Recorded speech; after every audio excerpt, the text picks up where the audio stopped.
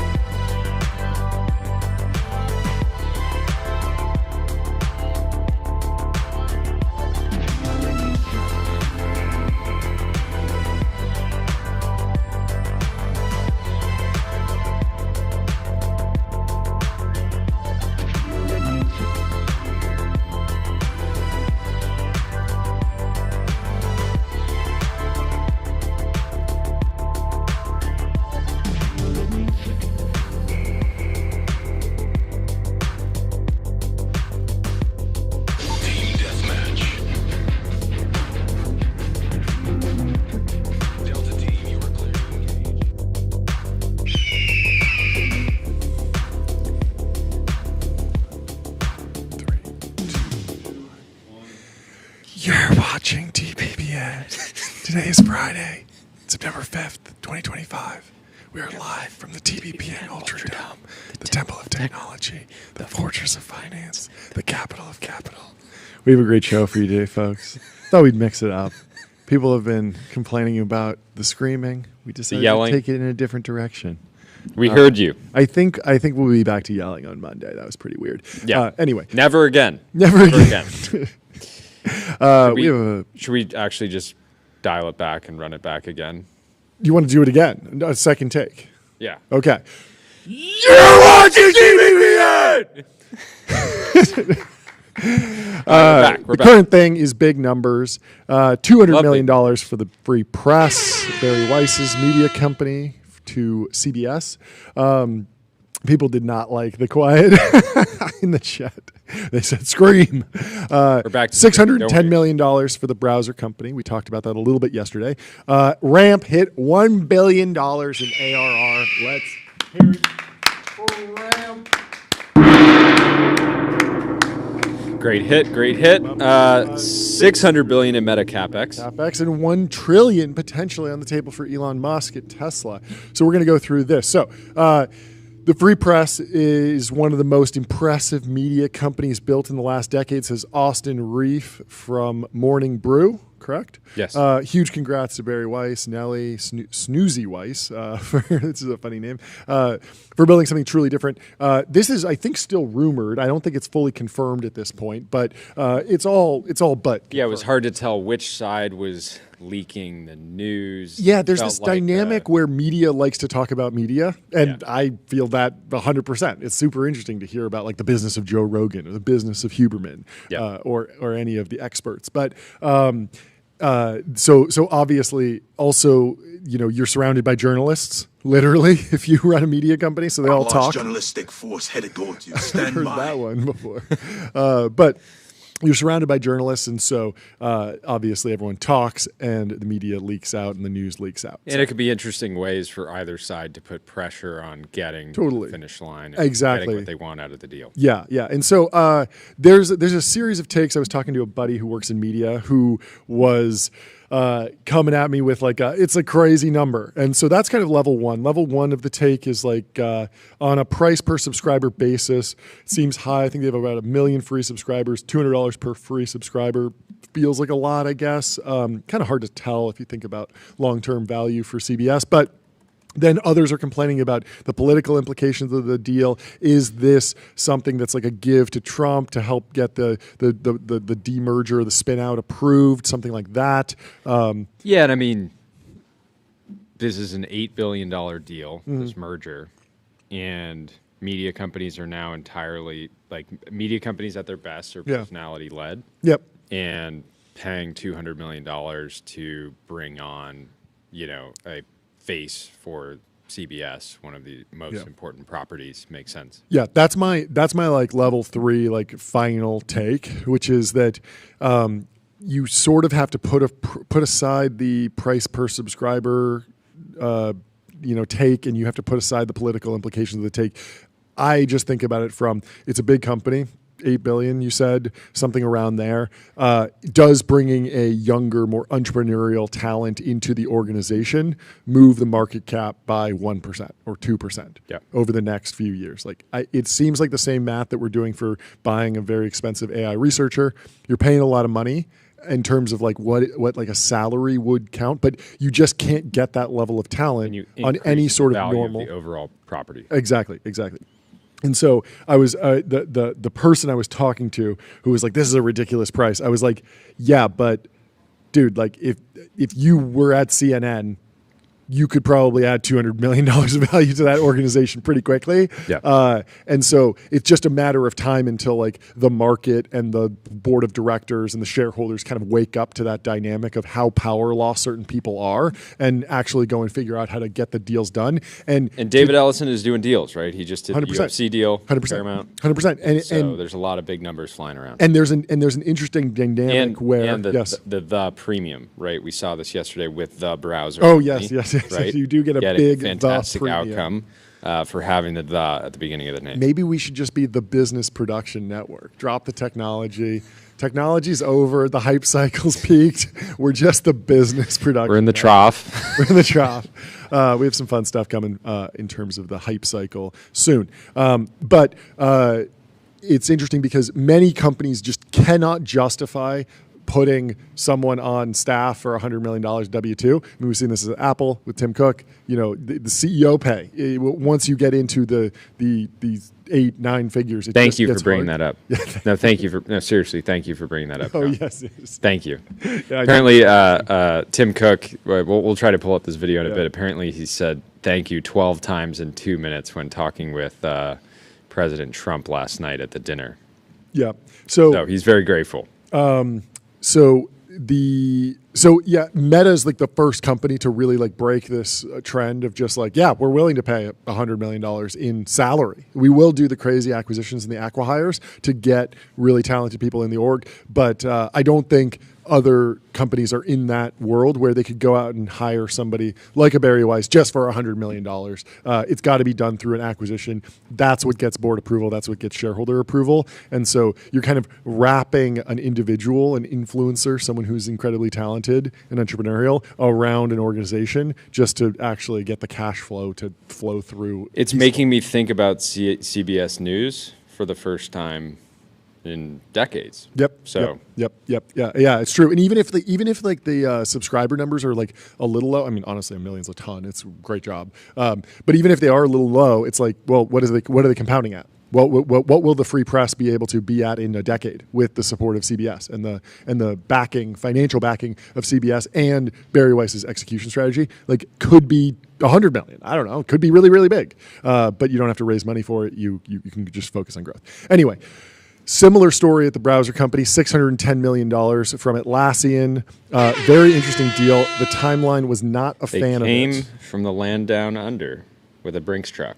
Yes, and so a lot of people are asking, is this some runaround by the Australian government to try and influence the browsing habits of Brooklyn hipsters? Yeah. I don't think there's much Try to that. Control the narrative. Exactly. Right? As a way to say, what if we could get all of the data from Brooklyn hipsters? Yeah. All of their browsing information. Yeah, they're known. Their communication. Yeah, they're known for drinking PBR. But what if every time they went to PBR on the Arc browser, the Dia browser, it just automatically rerouted them to Foster's? Yeah. What if, or the AI assistant on the side pops up. You're in Dia. You might like you're Foster. Asking, what should I do this weekend? And it just auto populates. Oh yeah, we're using AI. Why don't you throw another shrimp on the Barbie? Yeah, and if you search, is it true that kangaroos are extremely violent? It'll start spinning it and saying, exactly. Actually, they're only violent when provoked. Provoked, yeah. They're actually quite peaceful. Yeah, your dog actually tried to barked at the kangaroo, exactly. And then the kangaroo went after it. Exactly, so exactly. I think this is really smart from Australian from the people pulling the strings in pulling Australia. The strings, yeah, right. Yeah, to get a little bit more influence over the Brooklyn hipster and the Arc and Dia user. Yes. Zeb did not like the acquisition and said, pull this up. Me uninstalling Arc as a certified Atlassian hater. There is a wild gap between the vibes. And so some people had this take that it was a vibe acquisition. They acquired better vibes with the next generation of founders. Arc I think this is funny, certainly has that. But I think that from what we've seen, Dia, they're going to continue to operate independently. I bet they're going to build some beautiful enterprise browsing experiences like they always have. Yeah, and they should build in Restream, one live stream, 30+ destinations, multi-stream, and reach your audience wherever they are. So you should be able to stream from your Dia browser, from your Arc browser. So my take on this was basically right now the team is saying we're going to stay independent. We're going to go, but my question is, are they going to stay? Are they going to stick with that narrative of stay independent? And this is very rare for pre-product market fit acquisitions. I haven't seen a ton of examples of that where a company was acquired that wasn't clearly on a just remember path. Instagram was bought for $1 billion. Yes. And almost everyone involved at the time thought that it was crazy. They did. Yeah, that is true. At the same time. It was like a key threat to Meta's business, right? Like the user growth was insane. I mean, I would love to look at the retention metrics for Dia versus Instagram, because it's totally possible. I don't know. Do you know how many DAUs or total downloads Instagram had at the time of acquisition? I know it was small, but was it sub 1 million? I feel like it might have been a little bit bigger. Can someone look that up? But basically, look that up, Tyler. I'm also curious about YouTube as well, because YouTube was bought for how many people were using YouTube? 3 times. And again, the dollar isn't what it used to be. Yep. Yeah. So when Instagram was acquired, estimated around 860,000, so less than 1 million DAUs. Okay. So DAUs though. Yeah, but still, I mean, we're in the same ballpark here. Very interesting. Instagram. People that have. Yeah. If DAUs is wildly different than than total downloads. Users. Okay. Yeah. But still, I mean, we're in rough ballpark where you could, at the very least, we have to take what Atlassian is saying and what the browser company is saying at face value. They are saying we're going to continue building this browser. We're in it to win the AI browser. We're going broad, we're going consumer. This is not, we're acquiring this browser, we're going to bake it into Trello and we're going to bake it into Jira. No, I actually disagree with you here. All the messaging was that they're not going to be focused on consumer. Like from Atlassian CEO was that we're going to build great enterprise browsing experience. Oh, okay. So there's nothing in there that I saw from the Atlassian side that said we want to win in the consumer. Oh, browser. really? Okay, interesting. Yeah, they know their business, right? Okay, yeah. And so it's very interesting. I can't imagine having like a work browser, but maybe that makes sense. I mean, people have work laptops, but I feel like the trend has been you have like one phone that you do work and life on, and then you have separate apps, and maybe you have an enterprise software product installed on your phone. But really, like the trend seems to be more people using like Gmail and Google email at work. And it seems like there's less and less like, oh yeah, like I have a separate work computer with a separate operating system. Chrome is very set email. up. Chrome is already very set up to have like profiles, like personal profiles and work. Yeah, profiles. I have two. I have a personal one and I have a VPN one. So I don't know. Yeah, we'll have to see. I mean, the founder is saying like we're going to keep working on Dia, but maybe that means in the enterprise context. Anyway. We'll have to keep an eye on like where they wind up going. So Mike said, again, I said this yesterday, with Dia Browser, we're going to collectively redesign the browser to help knowledge workers kick butt in the AI era. And so that to me kind of reads a little prosumer, right? I don't think they're, but it feels like very much oriented towards people that are working in the browser. Oh, yeah. OTP says, get Sagar on here to give pushback on TFP. Bye. He's going postal about it. I should text him and see if he wants to hop on. We'll definitely get him on when he's ready to go live and rip some takes. I also invited Barry Weiss. I'd love to hear her side of what's going on and what her plan is. It's a fascinating story. Of course, like these are still like leaks, so most people don't want to talk until there's like finalized information. Yeah. Anyway, if you're trying to design a browser, you got to do it in Figma. Think bigger, build faster. Figma helps design and development teams build great products together. Get started for free. And the third big number of the day, Ramp has crossed $1 billion in revenue. Sheesh, says Tyler Hodge. A key question is whether it's gross revenue or it's net revenue. I think it's gross revenue. Or he goes back and forth on this. But anyway, they've been on a tear. As David Senra likes to say, it's a great example of taking a simple idea and doing it deadly seriously. Taking a simple idea deadly seriously. I think David was quoting someone, but I attribute everything to David's now. We should pull up these videos from the dinner at the White House last night. I only have one question for Eric, which is the job finished? So we will figure that out today. Are you going to call him? He's busy. I'm gonna. All right, play this video. Oh yeah, Tim please. Cook, you've done an incredible job with Apple, little company called Apple. Thank you, Mr. President. Very, very few people have been able to do what you've done. Congratulations. Please. Thank you, sir. That means a lot to me. Two thank I want to yous. thank you for including me Three. this evening. It's incredible to be among everyone here, particularly you and the First Lady.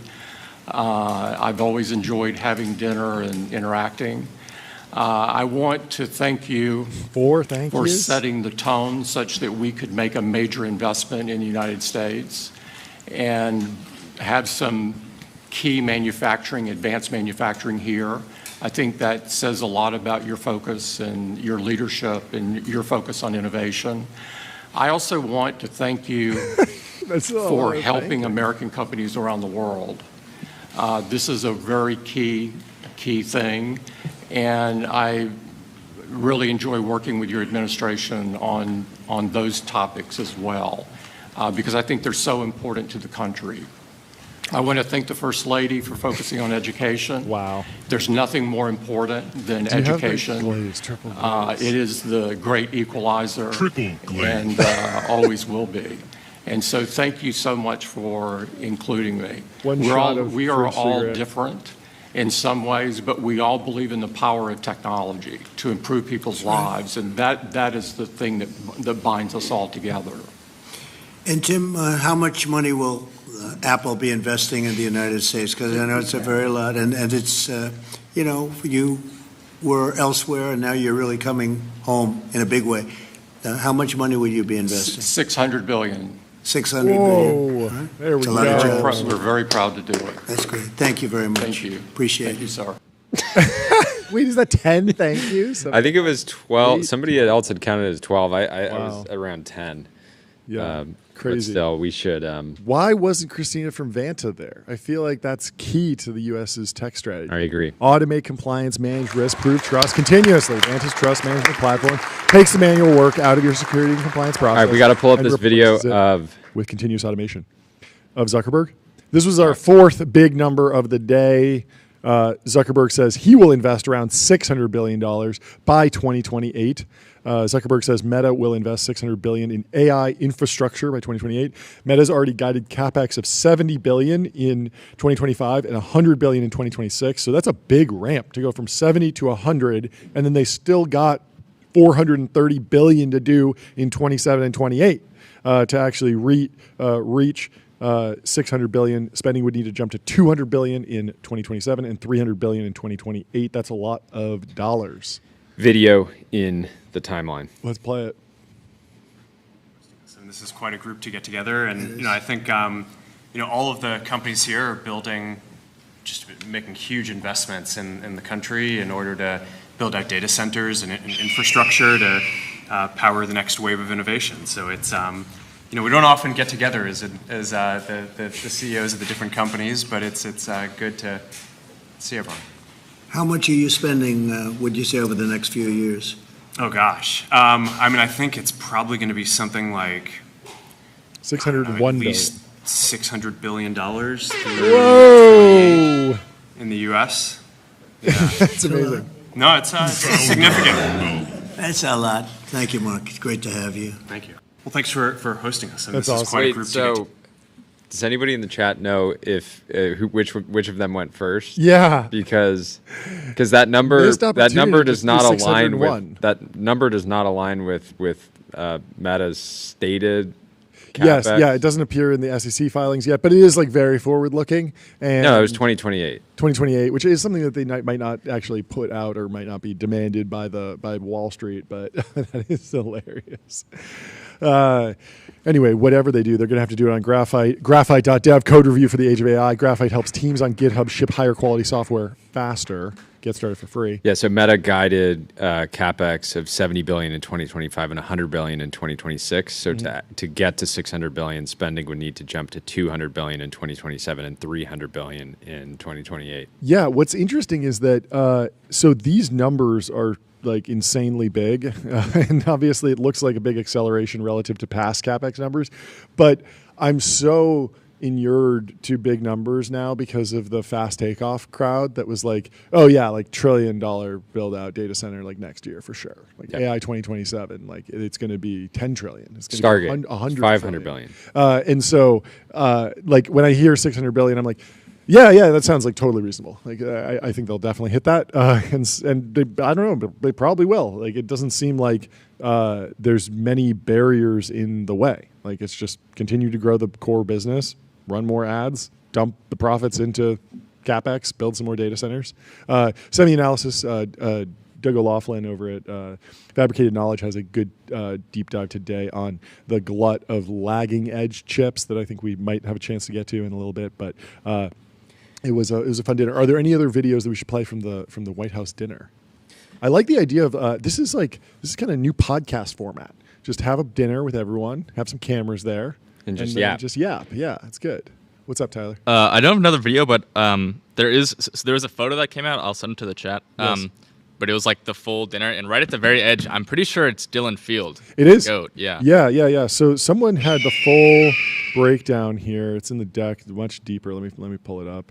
Where is it? The full list of people who attended the dinner is Wow, there's a lot of stuff. Okay, so Ed Ludlow has it. The full list of attendees at President Trump's dinner with tech leaders. The president, the first lady, Susie Wiles, Sergey Brin, Geraldine Gilbert Soto, Sam Altman, Greg Brockman, Anna Brockman, Safra Katz at Oracle, Gal Tarash, Jason Chang, Meredith O'Rourke, Natalie Dompe, Tony Fabrizio, Dylan Field, John Herring, Jared Isaacman.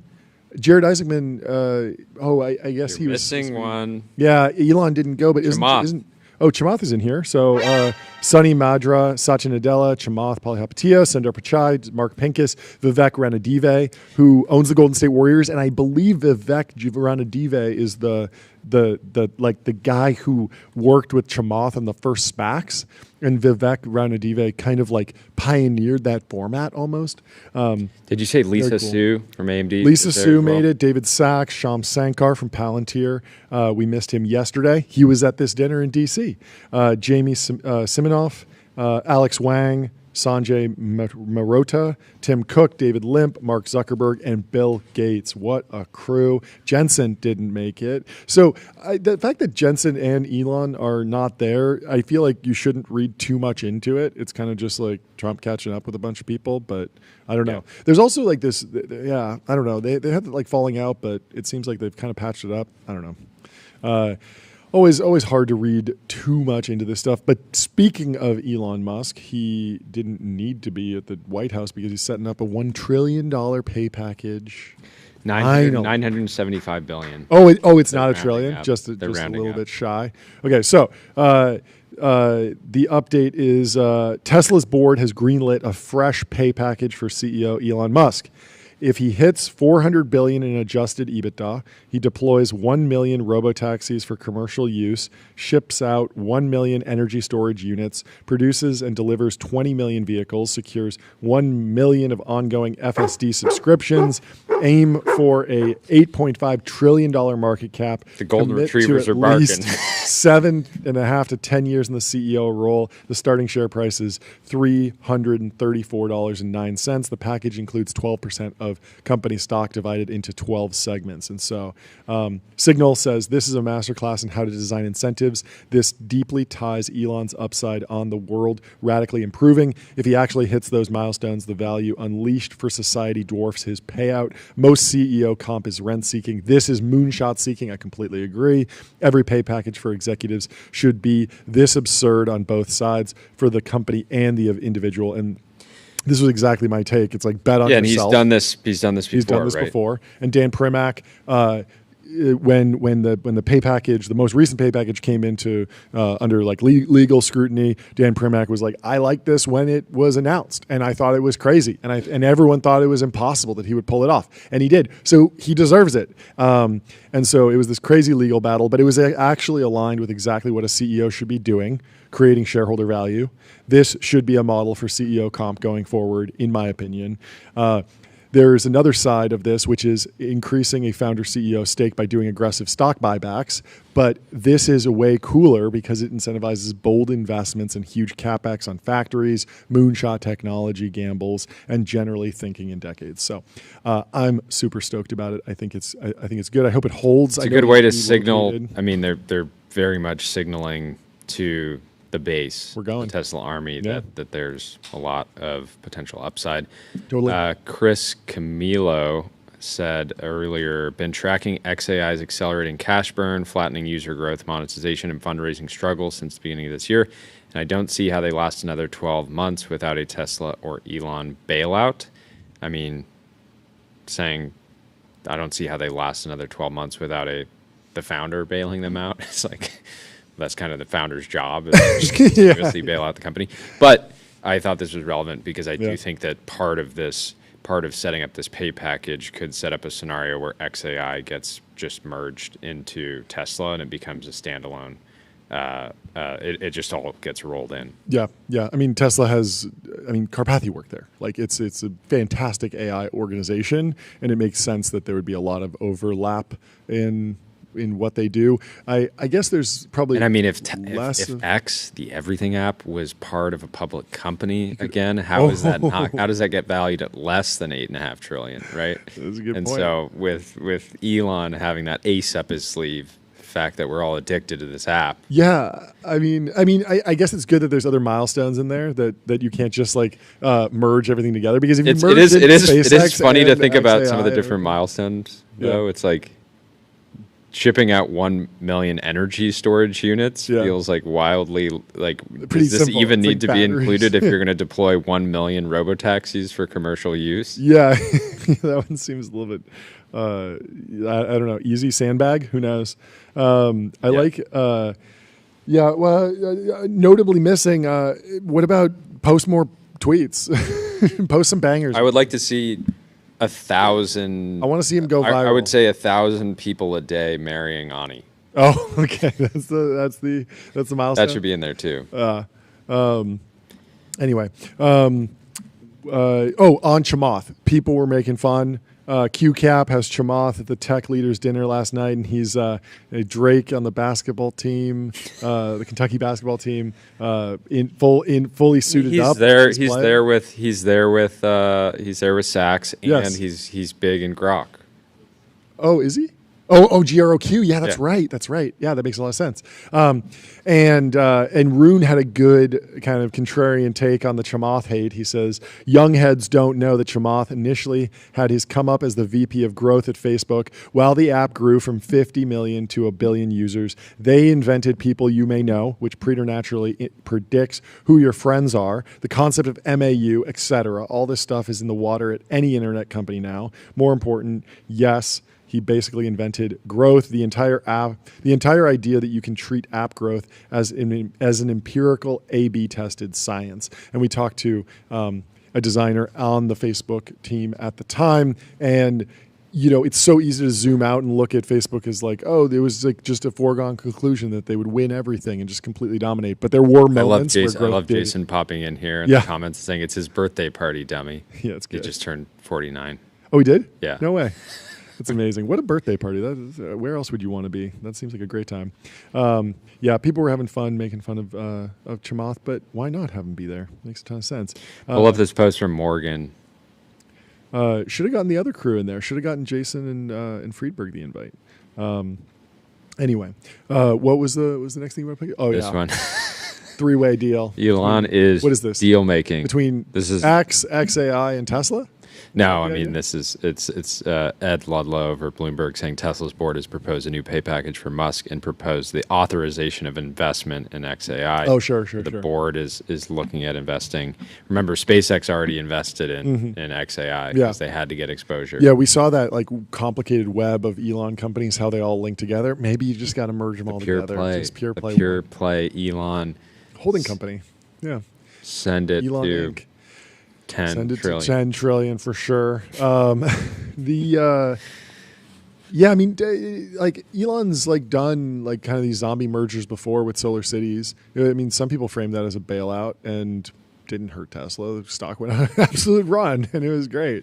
Just a flesh wound. And I never really understood why Solar City wasn't more successful, because it feels like solar. You talk to Casey Hanmer, he's like the biggest solar maxi, and all of the like scientists, all the experts that I trust, say that solar is going to continue to grow, extremely valuable, extremely important. But it seems like we've just been Solar City specifically, and basically any American solar company has been kind of going to economic war with China, and China's been like dumping cheap solar panels on the market continuously. So you need a company like Tesla to maybe subsidize that for a while until the U.S. government comes around to some sort of regulation on like what exactly are we going to do about it to create like more of a level playing field. Either we're going to subsidize or we're going to like put tariffs and taxes on their exports to get them back into what they actually cost, instead of just letting another company run roughshod all over the American solar This is industry. interesting. Ed Ludlow also was sharing that Musk must also help craft a CEO succession plan to unlock the final tranches. Will Maximus Trump be old enough? What's his name? X. There's a few. There's a few wild names. It's got to be a hereditary dynasty, right? He's got to let X take over in 10 years. How old? The oldest Musk children are 20-year-old twins. Oh, they'll be totally ready in 30 in Vivian 10 and years. Griffin Musk, potentially Co-CEOs, that could happen. And then there's another one that's a little bit younger who might be, more in the like 20 something year old by the time Elon steps down. But I would be surprised if he's not running Tesla in 10 years. I think he's going to stick around for a while. Keep running it. Yep. He just keeps hanging out and building cars. And this is just fantastic news for people like Gary Tan, who've been saying we need more trillionaires. Oh, that's true. Right. Is that his thing? He thinks he's more billionaires. We need our first trillionaire. The package could raise Musk's stake in Tesla to at least 25% with total voting power of up to 29%. Tesla's market cap must reach $8.5 trillion from $1 trillion today. The plan follows Musk's 2018 package valued at $50 billion, which was struck down by a Delaware court. Tesla's board is appealing that ruling, but is also offering Musk an interim $30 billion stock award while pursuing the new deal. Musk's outside ventures, SpaceX, XAI, Neuralink, Boring Company, and political activity has raised concern about focus.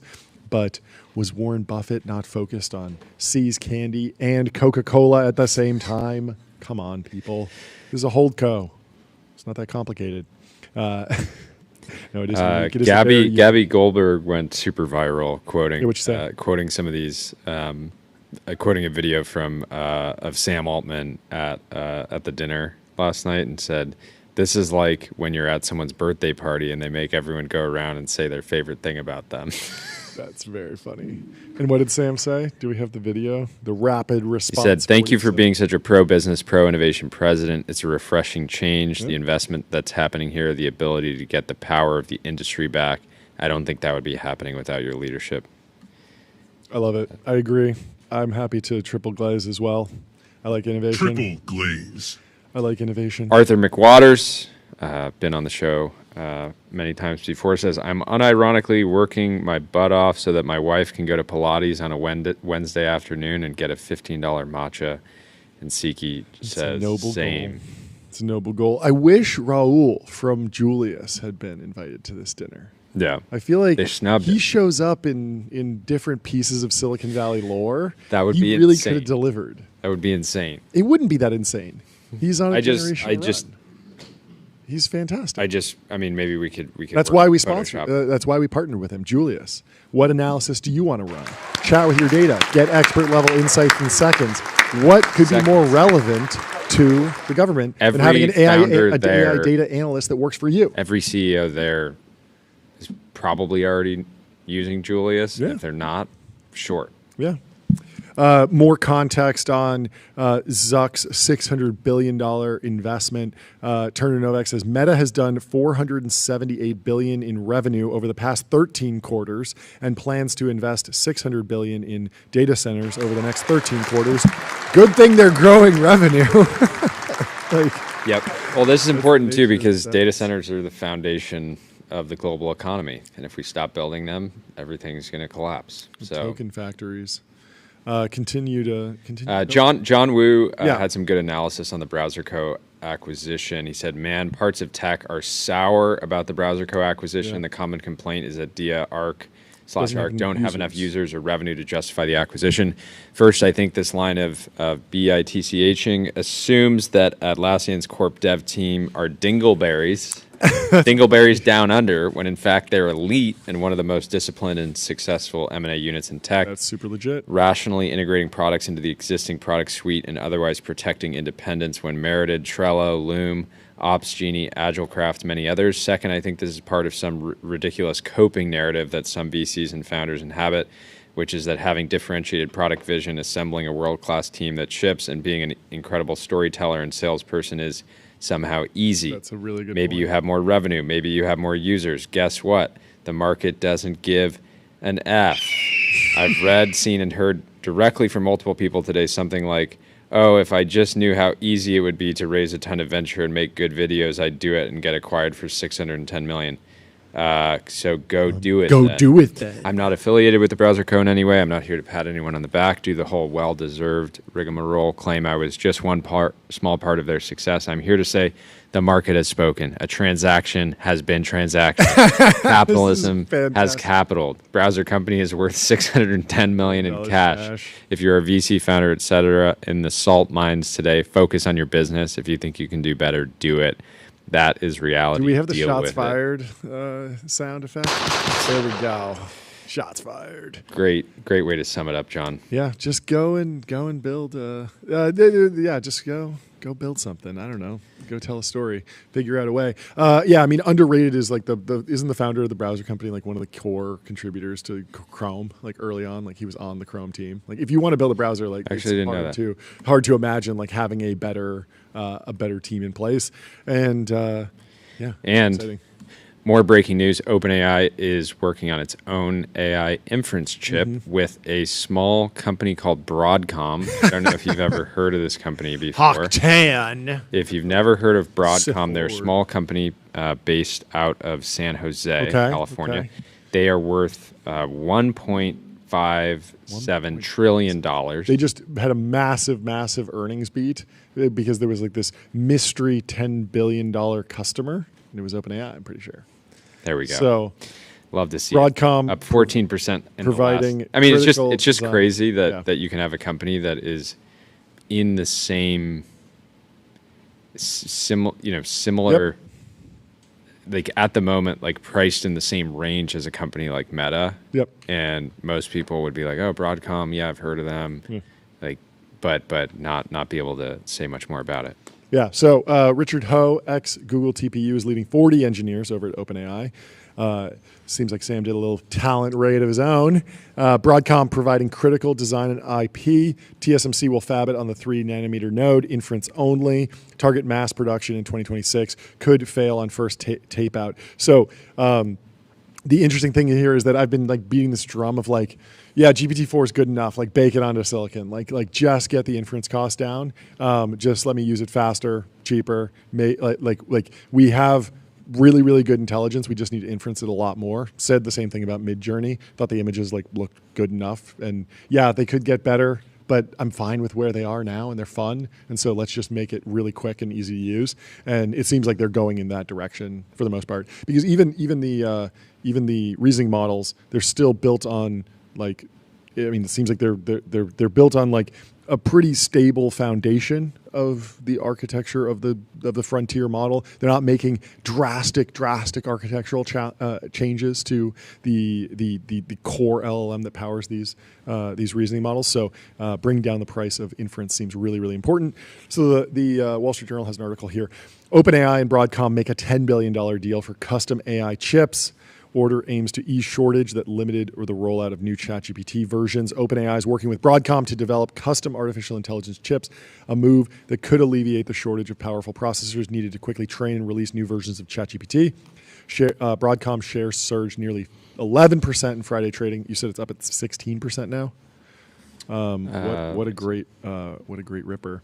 If you're looking to get into Broadcom, you think it's overvalued, undervalued, do it on public.com. Investing, for those that take it seriously, they got multi-asset investing, industry-leading yields. They're trusted by millions, folks.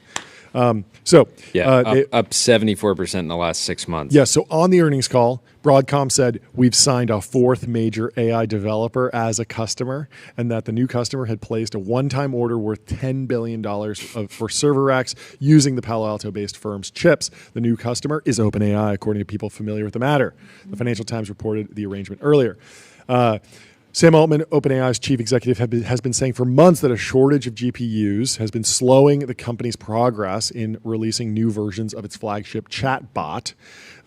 In February, Altman wrote on X that GPT 4.5, then its newest large language model, was the closest the company had come to designing an AI model that behaved like a thoughtful person, but he lamented the delays and high costs that came with developing it.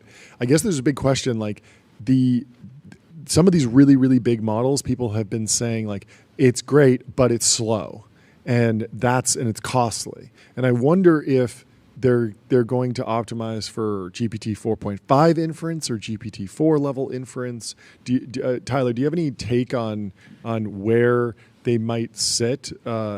Sam Altman said it's a giant, expensive model, about 4.5. We really wanted to launch to Plus and Pro at the same time, and we've been growing a lot and are out of GPUs. Like I thought that demand for GPT 4.5 wasn't purely predicated on the cost and the timing, and more just about the fact that people couldn't really tell the difference.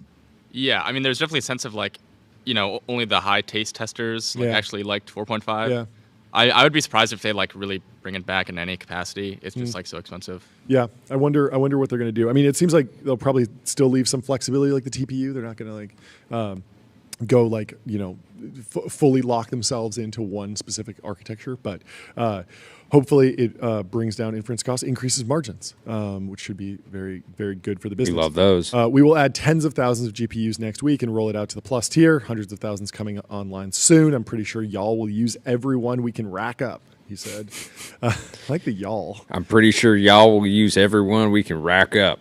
In recent years, OpenAI has relied heavily on so-called off-the-shelf GPUs produced by NVIDIA, the biggest player in chip design space. But as demand from large AI firms looking to train on increasingly sophisticated models has surged, chip makers and data center operators have struggled to keep up.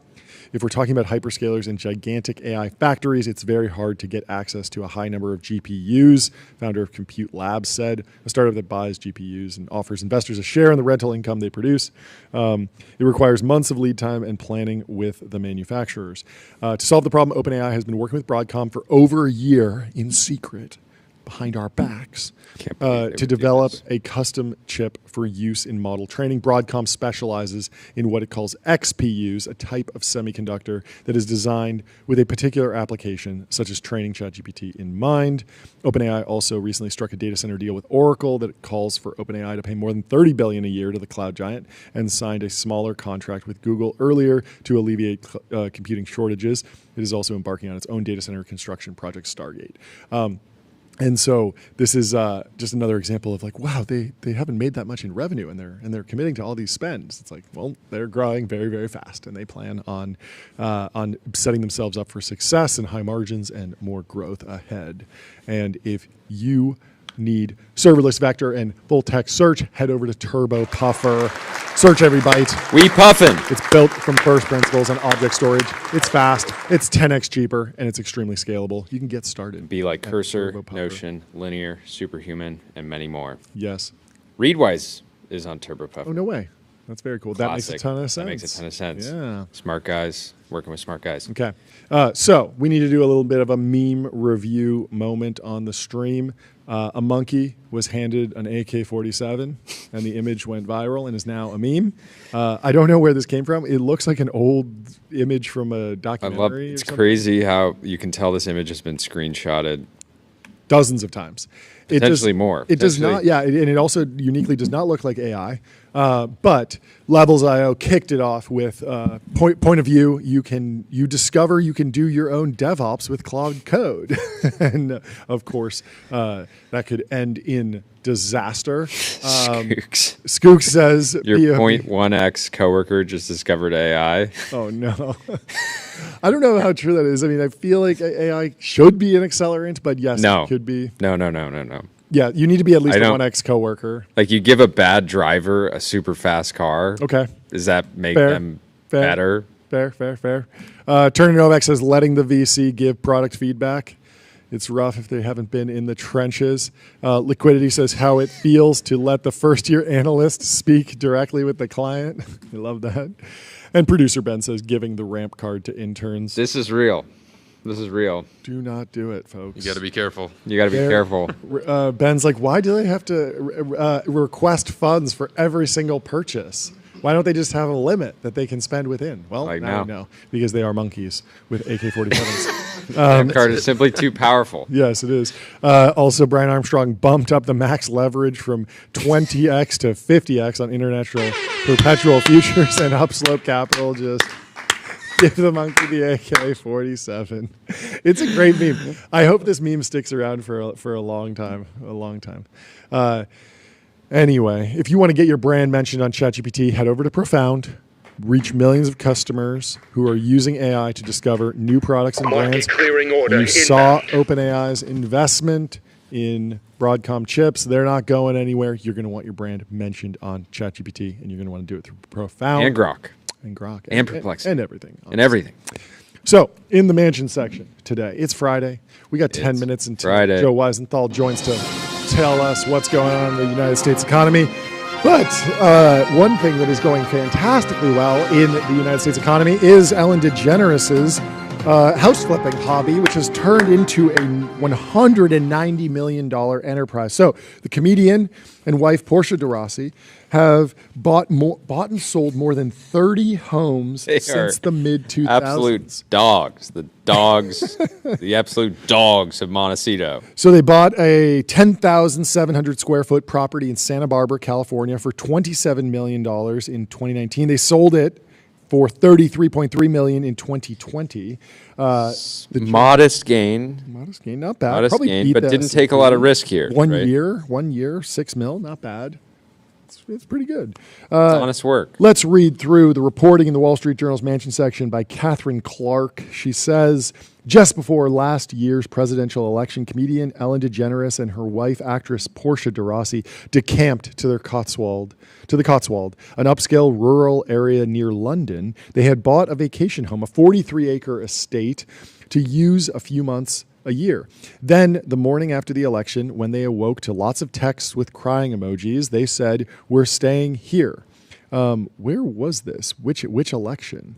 Last year. Okay, so it's the Trump 2 election that was sparking crying emojis in Ellen DeGeneres' iMessage. Behind them, they leave a trail of luxury residences. Over the past 2 decades, the long-time California residents have developed a reputation as serial home flippers. The Wall Street Journal's research shows that the pair have owned at least 34 homes since the mid-2000s, including properties in Los Angeles, Beverly Hills, Santa Barbara County's wealthy Montecito, and now the UK. Records show that the couple were actively buying and selling throughout the mid-aughts and the 2010s, but their activities ramped up significantly during and we're going to move to page 8. This is one of the luxuries of reading the Wall Street Journal in print. During the pandemic. So starting in 2020, they have frequently owned multiple homes at one time and show no obvious signs of trying to time the market for the best returns. Records show they bought... They're patient. No, they just got the hot hand. They have the Midas touch. They don't need to time the market. They deliver value everywhere they go. They bought at least 8 homes in 2021. Wow. And 2022, records show. From the 34 homes tracked by the Journal that the couple have since sold, they have posted a profit of roughly $190 million. That has to be in line with how much Ellen DeGeneres makes off her show and her core business. This is the side hustle of all side hustles. Their average return based on the original purchase price and the subsequent sale price is about 37%. Not bad. You need to raise a fund. Let me in. I want to be an LP in this. The degenerate home buyer. Flipper, but not very degenerate. I mean, who knows? Probably a lot of leverage involved, but it's paying off. There's some degenerate gamblers that actually make a lot of money. That's right? true. That's doesn't true. mean that they're not being a so, little wild. The pair's business manager, Harley Newman, said DeGeneres' real profits are much more modest once the costs of renovating are factored in. "I would love her to have made that big of a killing," he said with a laugh. Forget about the real estate agents and the escrow and title people, the costs of contractors and designers and the army that comes in once we've closed. It takes a village. He said those numbers don't account for what DeGeneres spends on furniture that is usually included with the sale. None of the furniture is inexpensive, he said. She takes the art off the walls, but everything else gets sold. Newman said 34 is an underestimate, saying he probably thinks she has bought and sold at least 50 homes since he's known her. Love it. Buying them in trusts. Yeah. Secretly. Very hard to buy a home secretly. It can almost always be discovered. The Wall Street Journal, I mean, they uncovered 34 of 50 or so. The couple's homes have varied in size and in style from mid-century and contemporary to Italianate and English Tudor. It's not that I get bored. I'm just so passionate about architecture and furniture that you can only buy a certain type of furniture for a contemporary house or mid-century house, said DeGeneres in a phone interview. She talked to the Journal. There we That's go. Amazing. A large journalistic force headed towards I you. love Stand it. by. She said she has lost count of how many homes and they have bought and sold. That's great. That's like you with angel investments. It Can't really, keep track it of it. really is. She has a home buying addiction, and it's paying off. I text myself when I make a new angel that's investing addiction, fantastic. so I just got to scroll up far enough. Got it. There is now a certain cachet in owning an Ellen house, said Ryan Williams of the Beverly Hills Estates, who represented a Hollywood executive who purchased one of their homes in Montecito a few years ago. Once somebody knows it's her house or she had a hand in it, it adds value. In LA, she's synonymous with quality. She's a tastemaker. She cares about taste. Many of the homes have been sold off market without ever being listed for sale. The couple's Hollywood Rolodex seems to have come in handy. Comedian Will Ferrell and the late actor Heath Ledger and singer Ariana Grande are a few celebrity buyers of Ellen houses. DeGeneres said real estate Can you imagine has become Will Ferrell? a very lucrative hobby. Can you imagine Will Ferrell like role playing as Ellen DeGeneres after buying one of her houses? Yeah, you imagine him in some of his titular roles as kind of a disheveled middle-aged man stumbling around a $40 million Ellen DeGeneres neatly appointed home, and it doesn't quite fit. But I'm sure he's much more. I like how she just flat out says to the Journal, "Real estate has become a very lucrative hobby." Let's go. Let's go. Turn your hobbies into side hustles. Turn your side hustles into. I mean, this is basically the main hustle now. She doesn't do the main show anymore. Yeah, that's true. The 67-year-old former television host has long had a passion for interior design and would have been a designer if comedy hadn't panned out. She attributed her itchy feet in part to her family frequently moving between rentals in her native New Orleans area. We never owned a house, so I always New wanted Orleans. to own. That was on your A tier. That was in my A city tier. list, Yes, right? I got in a lot of trouble for that. People did not enjoy. Nobody my got tier the list. joke Yes, on I John. think some people got the joke, but I posted my tier list of best cities in the world, and it ruffled some feathers. I don't know if you have it pulled up, Jordy. You can read through it. I'll pull it up again. So John's, you said city tier list that'll trigger everyone, but is true. It is true. S tier: NYC, LA, SF, DC, Miami, Chicago, Austin, and Boston. A tier: Seattle, Nashville, Vegas, New Orleans, Detroit, Bakersfield, and Reno. love And then Reno. there was nothing in the B and C tier, and then Yeah. D was, of course, London and Paris. Yeah. And then F was Rome, Berlin, Tokyo, Dubai, Hong Kong, Barcelona, Sydney, Buenos Aires. So I mean, I just basically, think if about it somebody said, "John, I'm going to Sydney. I'm going to see the opera. Do you Yeah. want to come?" I'd be like, You'd be like, "Sorry, I'm in I'm going to Bakersfield that weekend." Bakersfield, yeah. And then if somebody said, "Hey, all you wanna expenses pop over paid trip to Paris." you say, "Sorry, I'm actually in the biggest little city, Reno." Reno, exactly. I would prefer to be in Reno. Anyway, we had some fun with that. Well, we have our first guest of the show, Joe Weisenthal, on the phone, On the phone. wired on the play. We got Joe Weisenthal. Pull up this picture that we just commissioned of Joe. There we go. Can you That's real. And it's a real picture. Yeah, can you hear me? Yeah, Yeah, you we can hear sound you. You fantastic. look, you sound as good as you look. I understand Yeah, why that's you didn't me. want to do I had full a very- reveal. Yeah. Yeah, I had a very active summer. I didn't want to reveal it to everyone, but happy to have you with the exclusive on my new look. That's fantastic. Incredible. Always great to catch up, and always I'm surprised you're away from your terminal on a day like today. But Yeah, I'm it's Jobs glad. Day. It's the Super Bowl. It's Joe's. It's It Joe is Day. the Super Bowl. You know, it is the Joe Day. It is the Super Bowl day. It is the Jobs Day. You know, after 8:30, you know, obviously there's the initial hit, and then there's the rush, and then there's the market reaction. And as much as it is the Super Bowl, by the middle of the day, I'm already like, okay, I'm good for the day. I had such a high from following the numbers and seeing all the reactions and reading all the tweets, et cetera, that it's like, all right, I can sort of run some errands in the afternoon on Jobs Day. There Yeah. we go. Well, So- thank you for squeezing this, Aaron. So yeah, take us through the numbers. I mean, the market reaction. Sure. The Dow is down Yeah. 0.5% right now. Nasdaq's off Yeah. 0.23. Bitcoin's up 1%. Yeah. So Yeah, it's an interesting. So, like, the number was not great, obviously, coming in solidly below expectations. I think everyone sort of had a feeling there was I think there's just been a lot of anxiety about the state of the labor market right now. People talk about the so-called whisper number, where it's like, okay, here is the forecast that Wall Street has, but here's what everyone sort of really thinks. It's pretty clear that I think a lot of people just sort of thought it could be a miss. The last month actually was revised up a little bit, but the month before was revised down substantially, such that June was actually now negative, which is the first time since I think December of 2020 that we had a month of job losses, which I think is interesting. Once again, healthcare employment, so that added 31,000 jobs in the month. So what that means is that once again, if you exclude healthcare, the economy overall has been shedding jobs for some time, which is including not great. manufacturing.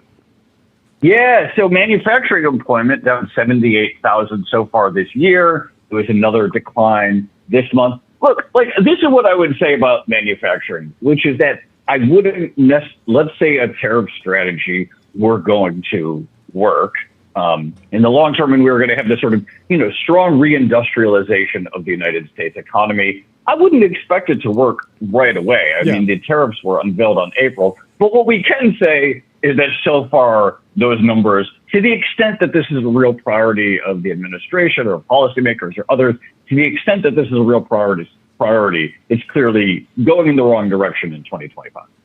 yeah. Also, I mean, last night there was that dinner at the White House with all the tech leaders, and the numbers that were thrown out were staggering: 600 billion from Apple, 600 billion from Meta. But that doesn't necessarily mean massive jobs growth, because building a data center might just be a multi-billion-dollar check that's written to TSMC. This is the funny thing with the sort of data center AI, sort of thinking about its massive impact, because first of all, you're obviously correct that these huge checks don't necessarily mean massive jobs growth. And if we're going to take seriously the promise of AI, it shouldn't lead to jobs growth. Yeah. The test of AI is arguably jobs destruction, right? It's about what jobs that currently exist in the economy can be replaced by something that we call AI. And so not only does the data centers not add to employment in a meaningful way, if those turn out to be good investments, if there's a payoff, if they drive productivity, you would expect them, you would almost hope them to be labor market negative. Maybe. I mean, there is a world where it's like a worker plus AI is additive, and you can underwrite hiring them. And so there is a hiring. But well, in our conversation, we talked with. I'm not Yes. Yeah, I mean, I'm not a doomer. Like, in the sense, I'm skeptical of this. I find myself just from a sort of pure thinking about it through the economics lens of this idea of, AI is going to lead to mass unemployment, just for all the obvious reasons that anyone can say, I have cost savings because of AI. Well, I'm going to spend that money somewhere. But the question is, do these investments actually free up resources or enable new things that expand our capacity of what we can do with labor? That's really the question, more than the direct job creation. Yeah, Jordy. One point, we interviewed Palantir's CFO and obviously Karp as well yesterday, and they said something like revenue is obviously up massively in the last few years. Headcount is only up 12%, and they said specifically we expect to have fewer people in the future. Yeah. I saw that quote, which I found to be really striking, and it is sort of, again, this sort of very weird condition. Maybe we've talked about it before, I'm not sure or not, but it does seem like we're in some sort of uncharted territory here with respect to the fact that, I don't know what's happening on a given day. Okay, maybe the Nasdaq's down a little bit, but you have all these names that are at or very close to all-time highs. Any other time in history, I think, where you're talking about some sector near all-time highs, you are also associating it with a massive expansion of, or at least a significant expansion of headcount. Typically, this is just sort of how it is in any industry, tech or otherwise. You intuitively link stock performance with headcount. And so it's interesting that here is a situation in which not only is is this being articulated, this sort of divorce between revenue growth and employment growth. But also, it's not just a theory. It's clearly been happening in the industry for some time. Yeah, I wonder what Trump's like bull case is. I haven't heard him kind of reconcile what's going on in AI and reindustrialization. There's like broad strokes of like, let's bring back the jobs. There's not a lot of early evidence of that, but I'd be interested to hear from people in the administration about just like, paint me a picture of what it actually looks like. What does the American jobs economy look like in 4 years if everything plays out like you want? Like, what are people doing? Because it does seem like that we're going through a period of change. I don't know. What about? I mean, I do. I think in defense of the administration, right? A lot of people are. I think people all over the place are scratching their heads over this question, because what I think people want, or what the dream is when they close their eyes and they want to see an economy in which you don't have to be an absolute superstar computer science PhD from Carnegie Mellon or whatever, or Stanford, to get a great job. There should be some sort of broad middle of decent employment, whatever it is. And in defense of the administration, I don't see many other people anywhere articulating, well, what that ultimately, what sectors or what ultimately drive that sort of employment abundance, so to speak. Yeah. The youth unemployment data as well is absolutely brutal. Bloomberg Economics had a chart showing it basically ramping in a way that it hasn't. Its youth unemployment is rising at the fastest pace in the past 15 years, other than the pandemic, sitting at what's the number, 10.5% between the ages of 16 and 24. Yeah.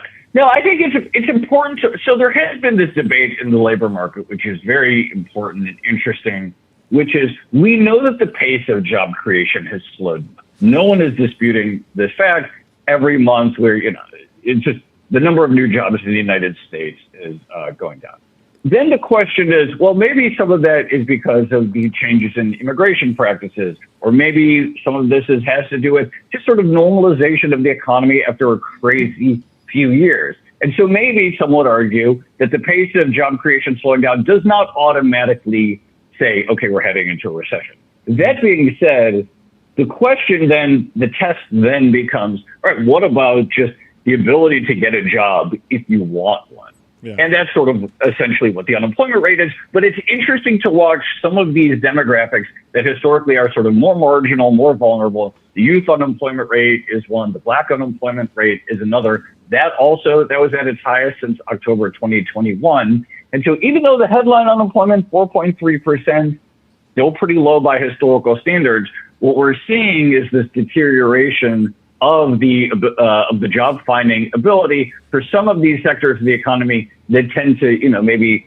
the sort of first to let go, or some of these more marginal segments of the labor force. Is there a narrative coming together about what's driving the healthcare employment numbers and the healthcare job growth? Because it feels like a lot of our elders are moving beyond UNC status. I mean, there weren't massive layoffs. It's the post-UNC America. No. Because, I mean, there weren't a lot of healthcare layoffs during COVID. If anything, those are the people that kept their jobs. And then healthcare isn't particularly sensitive to interest rates. Before we get into this too much, I mean, I think the big thing is CEOs broadly, even if they're seeing massive revenue growth, it's hard to go out on an earnings call and say, we're seeing massive efficiency gains. We're leading in AI in our industry. We're getting all these benefits from AI, and then be like, well okay, so our employees are getting so much more efficient, and then be like, well, you also are ramping. Why are you ramping headcount the same way? Right. Well, I think so. On this point specifically, I also do think there was maybe, even though I think many people would say that the formal Doge hasn't accomplished particularly much. Maybe other people would argue otherwise. I do think there is just a quote vibe shift, unquote, so to speak, where a lot of people are just sort of proud of the fact that they're keeping headcount down across all of these things. And I think sort of Elon Musk may have sort of shot the starting gun on this vibe that everyone can look within their organization and say, do we really need all of the people that we've hired, particularly after the boom years of 21, 22, and arguably 2023. But I agree on the healthcare employment standpoint. I mean, I would say two things. One is, yeah, it's the aging population. There does not see, it's hard to imagine what would slow this train down. I guess it's slowing down a little bit because, of course, there have been some of those Medicaid cuts to Medicaid growth, et cetera. So there is reasonable to think that maybe at the margins, the monthly numbers of new headcount into this space is going to not be as fast as it was. But it is very hard to envision what could happen in the short or medium term that wouldn't automatically mean this sector is just going to need a lot more people every month. I'm certain if you talk to any sort of healthcare network of any sort that's on the ground in any community, I'm certain still today in September 2025 that they would identify acquiring talent as one of their big challenges right now.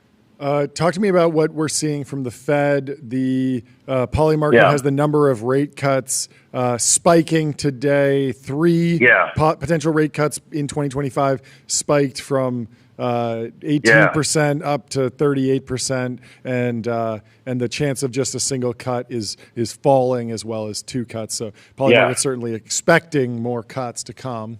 And most people pricing. I mean, it's pricing cut. So, yes. So I think, it's funny. The last time I was chatting with you guys, it was from Jackson Hole. And that was a really interesting moment because if you talk to a lot of the regional Fed presidents, they're like, I don't know, like there's still inflation still looks kind of warm. It's not totally obvious that cutting cycle, or certainly an aggressive cutting cycle. But you said, I remember you said the labor market is clearly softening. This is the case for cuts. Like you said that line. And Powell laid that out. Thank you. If I said something smart, I appreciate you remembering it. But Powell's speech at Jackson Hole, I called it. That's the main takeaway here. I called it. No, but it's Powell's speech at Jackson Hole clearly centered risks to the downside with the job market, and I just think everyone has come around to that view. And so now the question is, especially in the wake of today's number, is that not only does September seem like a lock, it is for a rate cut. I think the decision's in like 10 days. The question is, could they go 50 basis points? Could they go aggressive, kind of like they did last September? And then also, I think October, which people thought, well, maybe they'd take a pause after a rate cut. That is now perceived as a good chance. So I think this sort of world really is coming around to arguably the Powell and then the Christopher Waller view. He's probably been the most dovish of the Fed governors over the last 6 months. He's been pretty forceful in saying, look, the labor market is clearly softening and rate cuts are due. And I think right now it's the Waller-Powell sort of view that's winning out in markets, and the expectation that they'll be able to get the rest of the FOMC behind them. Do you have any insight into what's going on with the Treasury doing a bond buyback to lower yield? Someone in the chat is joking that they're printing money to buy back printed money. I don't know if that's real. Same old. To be honest, I do not put. I think these things tend to be very marginal and sort of plumbing related. Ultimately, the sort of long end of the yield curve comes down to the market's view of the inflation trajectory and what the Fed is expected to have to do to maintain essentially its 2% goals. Some of these Treasury moves, they may have to do with liquidity, et cetera, but my advice to people when I've encountered these topics in the past is that generally these things are somewhat noise, and to keep your eye on the ball about what's happening in the economy over the medium term and how you expect the Fed to respond to it. So what's the next date on the calendar that we need to be tracking? Is it the next Fed meeting that's the big news, or is there going to be more data? So that's in 2 weeks. The thing in the meantime, what I would say is yesterday we had the weekly initial jobless claims data. That's been creeping higher. I think you should that comes out every Thursday. And I think people should keep watching that, because one of the ways that the economy has been characterized for really like over a year now is they talk about this low hiring, low firing equilibrium, which is that there aren't a lot of layoffs, but also it's not a great time, not a lot of, as we've been talking about, not a lot of headcount expansion. The initial jobless claims has been ticking up a little bit lately. Yesterday we got 237K, I believe. That was it was a bit higher than expectations. You don't have to wait, like I say, jobs report, Super Bowl once a month, but you get these mini Super Bowls every Thursday where they talk about initial jobless claims. It's noisier data. Oh, one other thing. So keep an eye on that. Yep. Also, this coming Tuesday, there's something called and I don't remember what this acronym stands for, but it's QCEW benchmark revision. So it probably stands for quarterly census employment something. This is actually how they sort of reset labor market data, because we know it's all very noisy, but every quarter they draw from actual a complete sample of everyone who's paid into the unemployment system. And so they get this very big snapshot. And it could show, there's this view, it could show that the pace of job creation for all of 2024 going back was lower than expected. So they're always doing these revisions, but I suspect that Tuesday will be interesting in terms of what it says backwards looking about just how much employment there really is right now. Yeah, I'm looking at the quarterly census of employment wages, and it says that Santa Clara, California, has the largest fourth quarter over the year wage gain at 15%.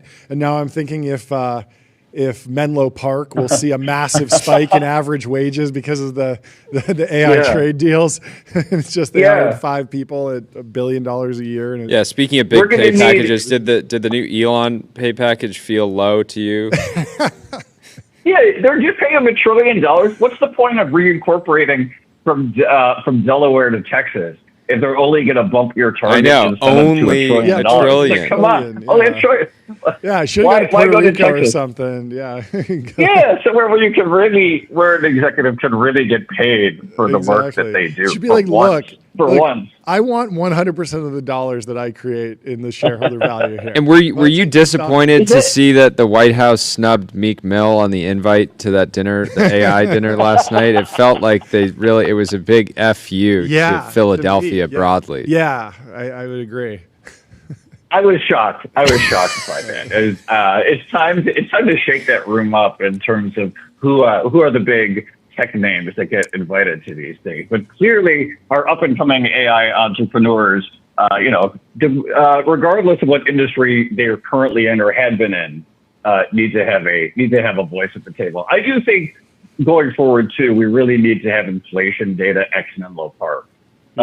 Just generally, when you see these sorts of wage gains so concentrated, we need to start having a formal, on the Bloomberg, it'd be CPI or CPI for CPI X Menlo Park. That's the kind of data that we need. I mean, there's also a $10 billion tender offer going on at OpenAI. So, if you're in the market for San Francisco, somebody was running the numbers and showing that there's only, I think, a few hundred homes that are in the $4 to $10 million range in San Francisco. Be competitive. And so imagine you just flood the market with $10 billion in fresh cash, and you get a bunch of cash buyers. I mean, last question, we'll let you go. There's something in the chat. Someone's talking about the U.S. Open, which I guess is U.S. What's the U.S.? Okay, United States open market Fed operations.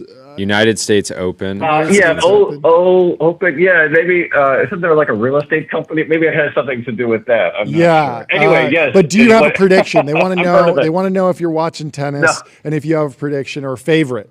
Who are you rooting for? I don't. I'm so embarrassed. Every summer I try to get into tennis, and I actually take a few tennis lessons every summer. And it's like, this is the year I'm going to go to the U.S. Open. This is the year I'm really going to pay attention. No, I said we have nothing to. Despite my efforts year after year, I've once again nothing positively contribute to this discourse. Yeah, me too. I have no idea, but hopefully I will see some more great capital allocators photographed in paparazzi shots. Yeah. That's what I watch the Open for. I watch the paparazzi feeds. As do we all. Anyway, thank you, Joe. Enjoy your afternoon. We love you. We'll talk to you soon. Talk soon. Love you too. Talk to you soon. Bye. Bye. Legend. Bye. Did you see Linear? Yes, it's a purpose-built tool for planning and building products. Meet the system for modern software development. Streamline issues, projects, and product roadmaps. Start building with Linear. It really is a crystal ball for your roadmap. Yeah, it is. Anyway, what did you see? This is interesting. Guido Reichstatter is doing a hunger strike outside of Anthropic. He said, "Hi, my name's Guido. I'm on hunger." Couldn't get in. He couldn't get into John. the SPV. He said, "I'm on hunger strike outside of the offices of the AI company Anthropic right now because we are in an emergency. Anthropic and other AI companies are racing to create ever more powerful AI systems.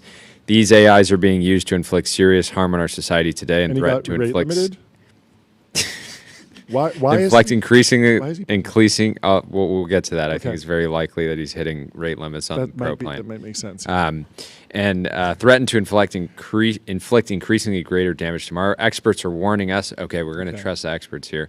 Experts are warning us that this race to ever more powerful general intelligence puts our lives and well-being at risk, as well as the lives and well-being of our loved ones. They are warning us that the creation of extremely powerful AI threatens to destroy life on Earth. Okay, Tyler, what you got?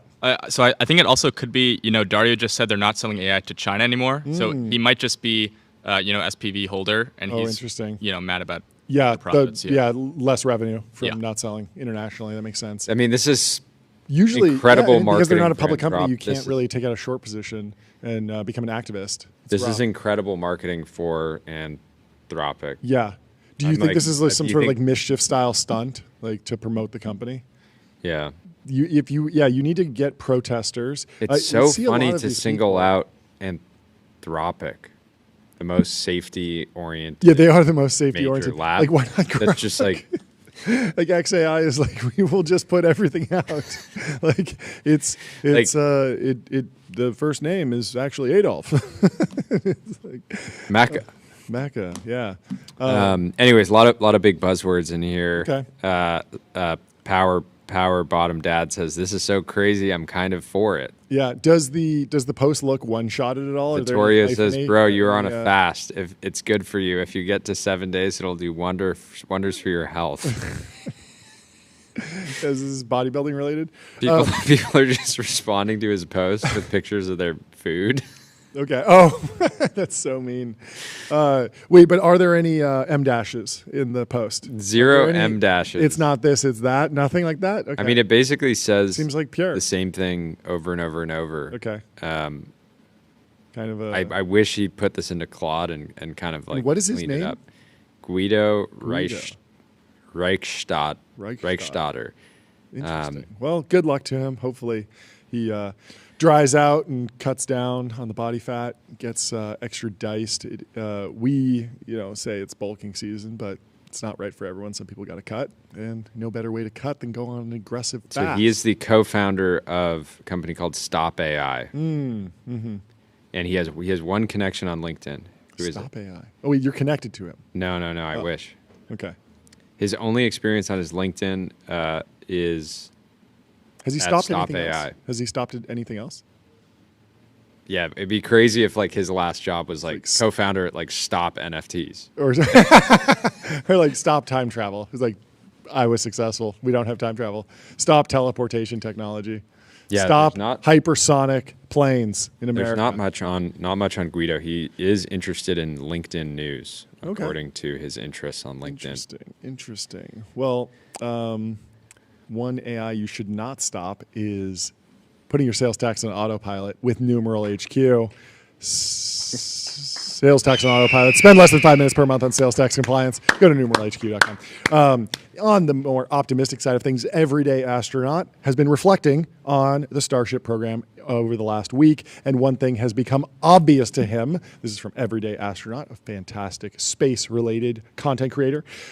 He says, SpaceX is enjoying the freedom to try and fail in a way they couldn't with Falcon 9.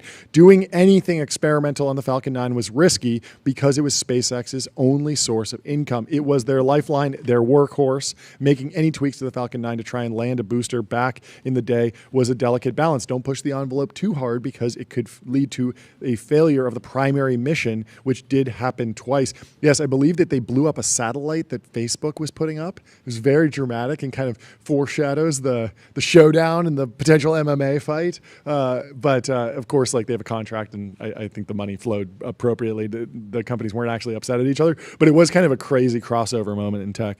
Anyway, Everyday Astronaut says, when SpaceX first landed a booster almost 10 years ago, they were fairly slow to refly, and those first non-Block 5 boosters were only capable of a couple of reflights. This gave pause to some in the industry/community, fearing all of this reusability hype wasn't going to pan out. But SpaceX learned from every landing attempt to develop their Block 5 Falcon 9, which has now gone on to have a single booster fly 30 missions. Absolutely unheard of. That's wild. Now imagine if SpaceX could have had the freedom to not worry about flying customer payloads to get data during Falcon 9's reusability campaign. Imagine if they could have tested engine out procedures or push booster re-entry profiles or try hot staging or what have you. This is the phase that SpaceX is now in during the Starship program. I know we hear the talking point of, quote, today's payload is data, and it could seem like a gimmick or excuse even, but that's a freedom almost no rocket program has had before, to know you can just try things out, fly real-life hardware without bankrupting the company, is the ultimate development platform. To be able to push engine out capabilities, remove heat shield tiles on purpose. And we saw that with the video. It's like this crazy, like, garbage floating around. They removed heat shield tiles. The thing barely made it back because they're pushing it to the absolute limit. They're not just trying to reach orbit. They're trying to do something that's never been done before. Build a rapidly reusable rocket, a rocket that can land and refly. This has never been done before. And honestly, it's silly to think you could do something like this without trying some extreme things. That's what we're seeing today, and that's extremely exciting to me. I can't wait to see version 3 of Starship fly because they've learned so many lessons already, and they have a factory capable of making rockets at scale, and we just get to sit back and watch the cook. It's an exciting time to be alive. Kitchen's open. Kitchen's open. They're cooking. Anyway, you want us to take us through the next few timeline posts, Jordy? What you got? Absolutely. I just feel bad because we kind of glossed over some of Alan's trades.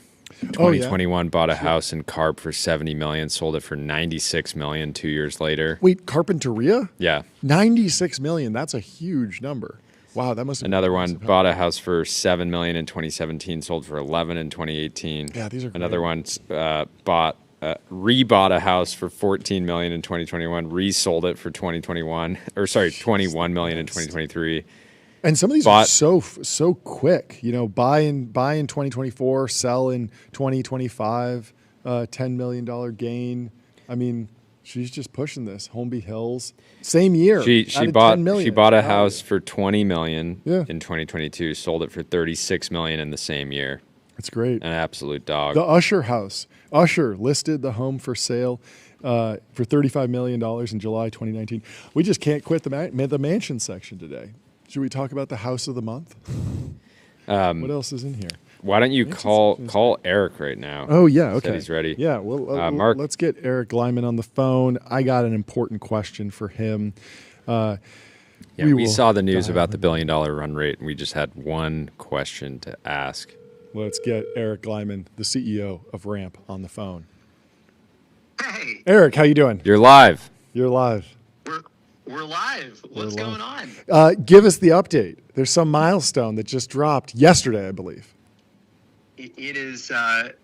We couldn't be happier. Ramp is now doing more than $1 billion a year in revenue. Let's go. Congratulations. I just have one question. Is the job finished? Job's not finished, guys. Job's not finished. We're just getting started. Fantastic. Well, I'll let you get back to work. Thank you so much for Thank you for calling in. We'll talk to you soon. soon. Great to hear from you. All right, cheers. Have a great weekend. You too. Talk to you soon. Bye. It's not the weekend yet. It's not the weekend yet. Mark Hannes has got a buddy from high school who's on his 5th AI startup in 2 years. No technical engineering background. He's an MBA. Hires engineers with a low budget to do all the work and build the product while he is CEO and manages. Just started a new AI education startup. Wish I could short. I wonder how this will pan out. It could work. I don't know. Depends on exactly what he's what he's doing, but it certainly is not the YC path, not the make something people want. It is a very management consultant, very MBA coded strategy. Yeah, good luck getting into YC with this strategy. Good luck. Good luck. Naval says, if your smartest friends start saying crazy things, pay attention. A paradigm shift may be underway. I think he's talking about people getting one-shotted. You think that's it? Could be. I don't know. It might be, he might be talking about AI, right? Like you have really smart friends and they start saying crazy things like, they discover AI is new going to be fully physics. sentient. Yeah, all this other stuff. Not that. But actually, the idea of super intelligence is a crazy thing to say. But it might be real. It might be real. And it might start in your customer service organization with Fin.ai, the number one AI agent for customer service, number one in performance benchmarks, number one in competitive bake-offs, number one ranking on G2. So we covered the jobs gains. They were all part-time. Full-time jobs dropped by 356K. Part-time jobs grew by 597K. Certainly not good for the durable, long-term health of the economy. But earlier this year, there was a massive gain in full-time employment, and then that dropped. And so there seems to be gyrations every which way. But anyway. Yeah. Crazy story coming out today. SEAL Team 6 in 2019 attempted a covert mission in North Korea to plant a device to intercept Kim Jong-un's comms. They should have just waited and got him a friend.com friend. Just say, hey, this is going to be your new bestie. Just wear it, keep it on your person. That'd work. Authorized by Trump, the mission failed when SEALs unfortunately killed civilians mistaken for security forces. You can get into the story a little bit because we don't talk about we don't talk about politics, but we do enjoy geopolitics. In early 2019, Trump approved a clandestine SEAL Team 6 operation to plant a device in North Korea to intercept Kim Jong-un's communications. Red Squadron, known for killing bin Laden, rehearsed for months. The mission aimed to gather intelligence during nuclear talks. This was the nuclear, Trump and Kim Jong-un had been communicating around, obviously, North Korea's nuclear program. On a winter night, SEALs emerged from the sea near North Korea's coast. A nuclear submarine deployed 2 mini-subs carrying 8 commandos. Lacking real-time drone support, they relied on delayed satellite images. The shore appeared clear, but a North Korean boat emerged. Mistaking civilians for security forces, the SEALs opened fire, killing 2 or 3 shellfish divers. So apparently they were on the beach. A boat pulled up, started using lights. They just assumed it was security forces, ended up being fishermen. And anyway, so apparently the Trump admin at the time didn't notify Congress. And the SEALs sank the bodies, abandoned the device, and signaled for extraction. The submarine risked exposure, retrieving them in shallow waters. North Korea detected activity but made no public statement. The mission's failure, hidden by secrecy, risked escalating tensions from a nuclear-armed state. So, military reviews justified the civilian deaths under engagement rules, claiming unforeseeable errors. The Trump administration withheld details from Congress, potentially violating federal law. Many involved SEALs were later promoted, despite concerns about special operations' uneven track record.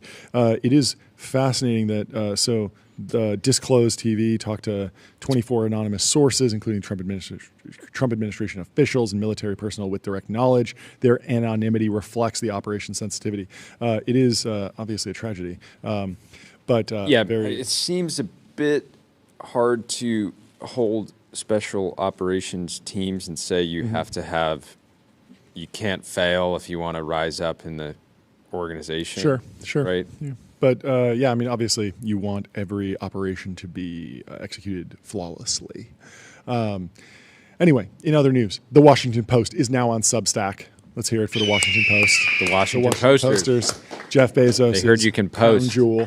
You can post notes on Substack. They said, we got to get involved in We love posting. We love posting. It's in our name. Posters. So this was, I believe, a story that was broken by Emily Sundberg in Feed Me. And she did a little bit of an interview here.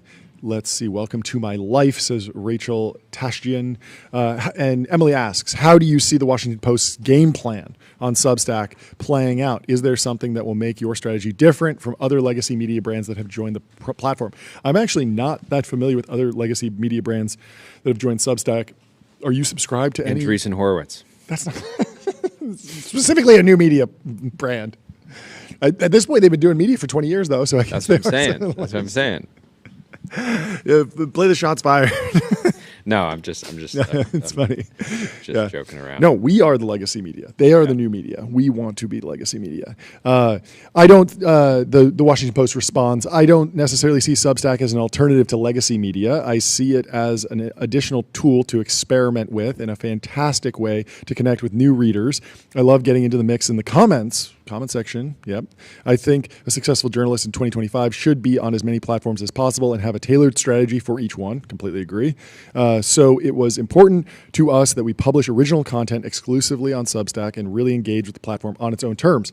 I'd consider post-runway something like opulent tips goes to Milan and Paris. I don't report from the chiffon trenches, as Andre Leon Talley lovingly called the fashion world, for my newsletter. So now I'm going to bring a bit of that madcap approach to the access-driven reporting and criticism I do for the paper, and I'll still be doing all my usual reporting and runway reviews for the Post. Will there be a paid strategy, asks Emily Sundberg in FeedMe. The Washington Post responds, post-runway will be free. Woohoo! What does success on Substack look like for the Post, says Emily. Having fun, opening the Post's world to new readers and introducing the amazing voices on Substack, especially fashion writers, to the Post's audience. Well, welcome to Substack, the Washington Post. Maybe we should do a collab and talk about fashion. I don't know. I mean, I'm dressed to the nines today. I'd love the Washington Post. Where's the invite? To review the wonderful yellow suit. And I'd love to we got to give it up somewhere. to Sierra. Yes. And they're raising some new capital. Yes. $350 million from Green Oaks. Okay. Doubling down on Sierra at a $10 billion valuation. And Zach DeWitt, I think he's at Wing, saying incredible seed investment for Benchmark. Ooh. They likely own 15%. It's a $450 million fund. Let's go. 3 to 4x already on one investment. We love to see capital allocators win. Goat emoji. Congratulations. Yeah. Job's not finished, well, but certainly a fantastic milestone. Yeah. Power Bottom Dad says, quoting Joe Weisenthal's post, saying the U.S. has lost 78,000 manufacturing jobs this year. That is a lot. He says, chat, is this reindustrialized? I'm kind of tired of winning. You would... I don't know. It's hard to, Joe's point, which is real, is that you can't expect things to have an immediate impact. Yeah. But at the same time, if U.S. manufacturers were feeling good and had lots of business, they would probably be trying to keep as many people as they can. Well, there are two economic statistics that I find important in measuring the progress of reindustrialization or industrial might. The first is jobs. Like, manufacturing jobs are important. It's in many ways the heritage and the backbone of the U.S. economy, although the U.S. economy has shifted to a services-driven economy. But if you want to measure manufacturing capacity, it is fine to just use GDP. What is the total value of all the goods that are manufactured in America? Is that going up or going down? I actually don't know the numbers off the top of my head, but when I think about I was talking to someone who was saying that America will reindustrialize, but it will reindustrialize on the back of robots and automation, and there will be much higher leverage for each individual manufacturing worker. You've seen this with companies like Hadrian. There's not that many people in that facility for a lot of CNC machines that are basically automated. And when you look at, who are we actually competing against? If you're benchmarking the United States against China, yes, China has a ton of people that migrate from outside of Shenzhen into the manufacturing hubs to assemble iPhones during the push. They bring in 1 million migrants to assemble iPhones right before the new iPhone's released. And China obviously employs tons and tons of manufacturing employees. But at the same time, they also have lights out facilities where everything is effectively automated. Yep. And when you look at the design of the latest Tesla factories, the design of the latest Starlink factory, we are making things in America, but we're doing it at a much lower level of headcount. And the headcount. Some of our best manufacturers aren't contract manufacturers, right? They're true Elon companies. Yeah, vertically integrated. Yeah. So, but over there time, was also there's a crazy story from the BBC, which I think stands for Business Central. Business capital. Business capital. That's what I like. They said this was basically breaking live or today. Almost 500 people have been arrested at a Hyundai factory in Georgia by immigration authorities. And weren't they in a workplace South Korean? raid. So majority of those detained at the 3,000-acre site, which was built by the Korean automobile manufacturer to make electric vehicles, are Korean nationals. That's very interesting. So South Korea expressed concern and regret over the operation, yeah, which very is odd. kind of interesting dynamic to just be like, yeah, we regret that because it's the government. I mean, Yep.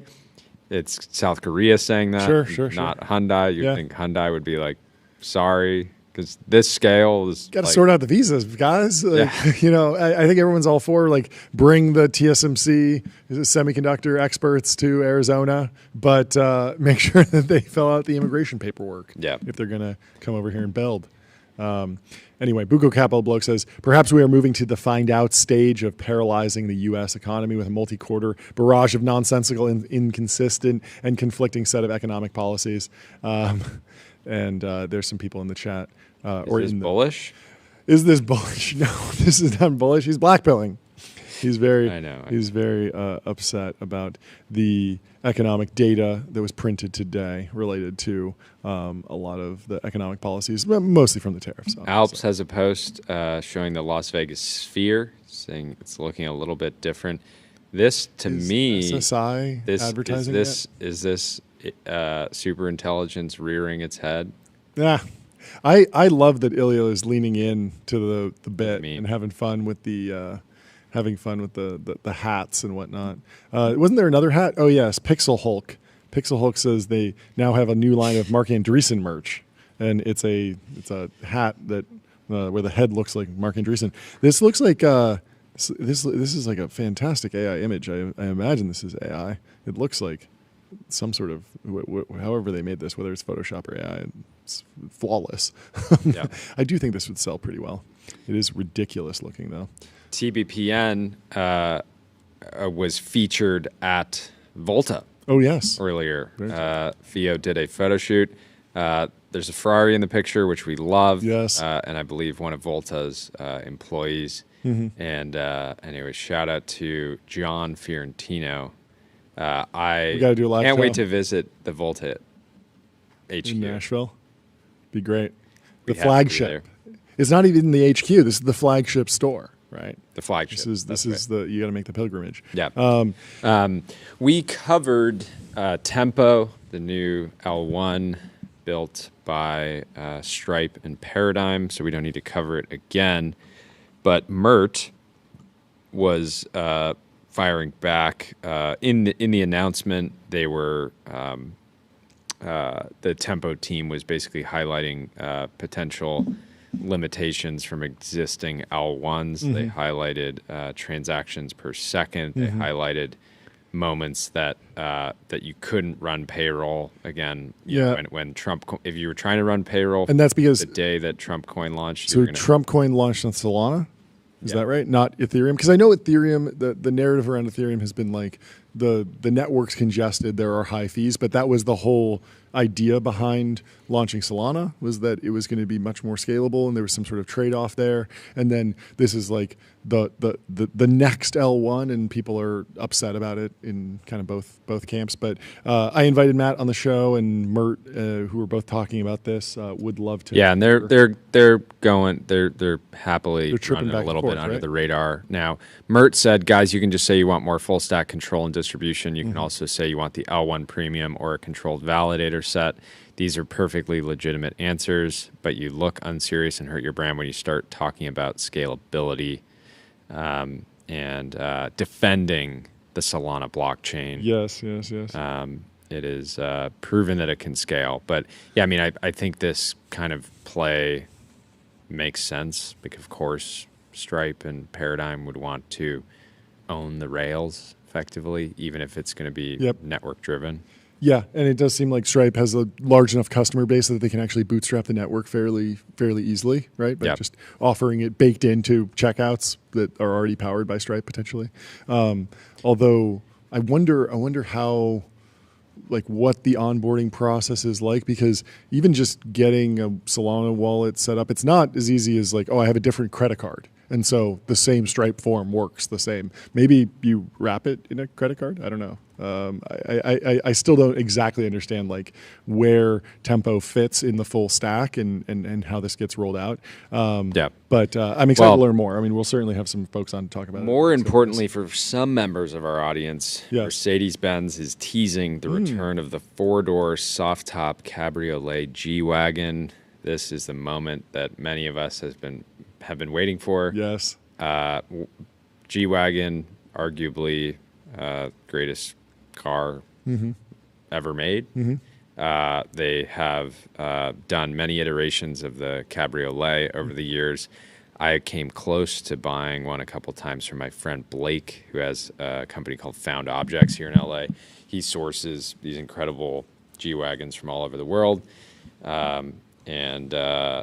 Anyways, I'm super happy that they're bringing this back. This image that is pulled up on the screen right now is actually, I think, somebody taking some artistic liberty. The actual image we can pull up here if possible. I put it in the timeline. But the actual image is blurred out on the official Mercedes account. And so I expect this to be like somewhat different than the picture that we just had up on the screen. What's crazy about this is I just expect them to modernize it a little bit. So Mercedes has a G650 Landaulet, which is the soft top four-door, but it's a Maybach, and I believe it trades at around $1 million a car. And so can't believe anybody would sell that for just $1 million. Just $1 million. So this is the image that they posted on Instagram. Yeah. And anyways, I'm super excited for this. I wonder how limited it'll be. I will definitely struggle not to acquire this. Pick it up. John puts a lot of pressure on me to not just continue buying G-Wagons, to mix it up. You got to mix it up. It is. I think if you want a convertible, even Speeder drove my G the other day and said, "You know what? I thought these were overhyped, but I get it now. I get it now. Well, but if you want a four-door convertible SUV, why not get a Nissan Murano Cross Cabriolet? It's actually a two-door. Yeah, but if you want a two-door. Yeah, if you want the four-door, you kind of have to upgrade from the two-door Nissan SUV Murano Cross where you can drop the top to the G650 Cabriolet. It'll take you from maybe $20,000 to maybe $2 million, but you do get those extra two doors. So yeah, I think it's a pretty clear value there. I cannot wait for this.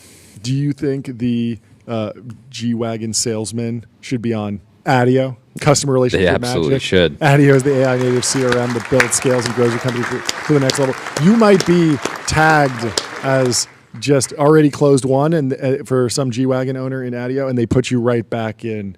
Reach back out. With They certainly do for me. They certainly do. As soon as you move into closed one, they move you back into prospect. Yep, back in the pipeline. Back in the pipeline. Sergey Brin was at the dinner last night with Donald Trump, and Google is back in founder mode. You love to see Sergey having a seat at the table again, says Beth Bezos. This post from TJ Parker, was absolutely insane.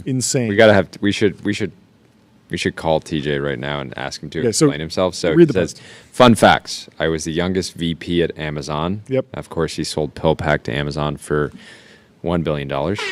He said, I was the youngest VP at Amazon. I've also personally never bought anything on Amazon, which is just absolutely incredible accomplishment. How do you live your life without ever buying a single thing on Amazon? It's crazy. Book. I think what he said. I think he just said if he likes something, he sends the link to his wife, and then she buys it. Still is. You still have Amazon purchases. He was too poor and then too rich. Poor and then he was too rich. Yeah, maybe. Yeah, I mean, really telling on yourself for not taking the gig seriously, TJ. It's like, Well, he was focused on something else. I mean, he was focused on healthcare, I guess, but should be. I just think like if you get a job at Apple, you're expected. It's polite to wear an Apple Watch. You walk around Apple HQ, Cupertino, like everyone's wearing Apple Watches. They're not wearing Samsung Galaxy Gears. They're using the product. There's a famous story about if you are trying to sell a piece of software or do any sort of business dealing with Nike, when you go to their headquarters, you should be wearing Nikes. You do not show up to Nike headquarters in Adidas, because they will see that they will take that as a sign of disrespect to their culture. It's like if we get lunch or breakfast with somebody and they insist on paying and they don't pay with a ramp card. I was about to say, sign of disrespect. It's a very big sign of disrespect. Very big sign of disrespect. I'd rather just have you not pay at all. But very, very silly, very, very silly. And I guess evidence that he was ready to move on and get into the world of investing and venture capital at Matrix, where he is now. Tim Cook has an iconic photograph in Getty Images. He hit the Abbey Road, says Mark Gurman, on the way to meet Trump. You love this. He is flanked by a crew of what appear to be bodyguards, or maybe just the boys, maybe just the homies. But it's a good picture. One for the tech. The Museum of Business History. We talked about this. Oh, we should go into this fabricated knowledge post. So I'm going to let you cover this. Yeah. I'll be right back. So Doug O'Loughlin has this thesis. He says, I think lagging edge is going the way of solar panels. Some can win, but the aggregate big number of chips is going to be bad. And so says first up is Texas Instruments. Where does he say this? April's pop was mostly pull forward. The lagging edge price war. Lagging edge capacity now behaves differently. Another upturn may come, but it may be muted and prolonged. Something is broken in auto and industrial. Texas Instruments is right to run inventories down. They likely will not need as much. There's a lagging edge permaglut, he says. What no one wants to admit, lagging edge capacity may be structurally different now. Earlier, I argued prices had to rise because new fabs cannot profit from selling lagging edge chips at prices set by a fully depreciated fab. There are obviously pricing problems in this scenario. With a new fab, a company can't turn a profit by selling lagging edge chips at a price that was previously dictated. Reality, the lagging edge took price in a temporary market upturn. Now we are reverting to the mean. The old trend line is back. There's no meaningful new demand for old nodes, and what exists is made and consumed in China. So you go and you make the smart toaster or the smart dishwasher, and you need a chip in there. You don't need a TSMC 3 nanometer TPU NVIDIA chip. You just need some lagging edge chip. It's going to be made in China. It's going to be assembled in the product in China, and then you're going to get that smart toaster delivered to you, and all of that's going to happen within the Chinese ecosystem. And so if you're running a lagging edge fab in America, Doug O'Loughlin thinks you're in trouble. The COVID supercycle plus a new China supply line that does not care about capacity economics points to a forever glut. China has a long record of flooding the low end. State-directed capex boosts output at the expense of efficiency. Doug wrote about this involution dynamic recently in China's race to the bottom. Products at 90 nanometer and above should internalize a permanent China glut. Companies resist that conclusion, but the case studies are familiar. Solar modules, LCDs, LEDs, steel, shipbuilding, batteries. You've seen it time and time again. China wants to stay on the lagging edge and dominate there, the commoditized lagging edge, and not worry about, and they see that as the learning curve to get to the leading edge, but they are willing to sell at a lower margin for a very long time if they need to. Companies can still win share, but through performance and packaging packaging rather than by producing older chips at lower cost. ADI is a masterclass in adding capabilities. MPWR has focused on higher-end power. The long tail will face a flood of Chinese supply. Good luck to the older fabs. I cannot resist. Talking about Marvel behind the paywall, so head over to Fabricated Knowledge and subscribe to the Substack. And we will have Doug O'Loughlin on the show again soon to dig into all of the dynamics of both the leading edge and the lagging edge. So, Josh Steinman, famous for saying, good morning, we are going to win every single day, has a post here that's not good morning, we are going to win. It says, you versus the guy she told you not to worry about. Robotaxi versus Waymo service area in square miles. So Waymo has been on a very consistent grind, adding square miles every year for the past 6 years, gone from maybe 50 square miles to now 750 square miles, whereas Robotaxi went from 0 to almost 1,000 square miles in just under a few months. Hard to make an equal comparison here. Yeah. Based on this single metric. Yeah. Obviously, I'm super excited about both companies, but one's still in beta, but the app is doing very well with Robotaxi. We will see. They number one in the safety charts. Drivers, number one in the charts.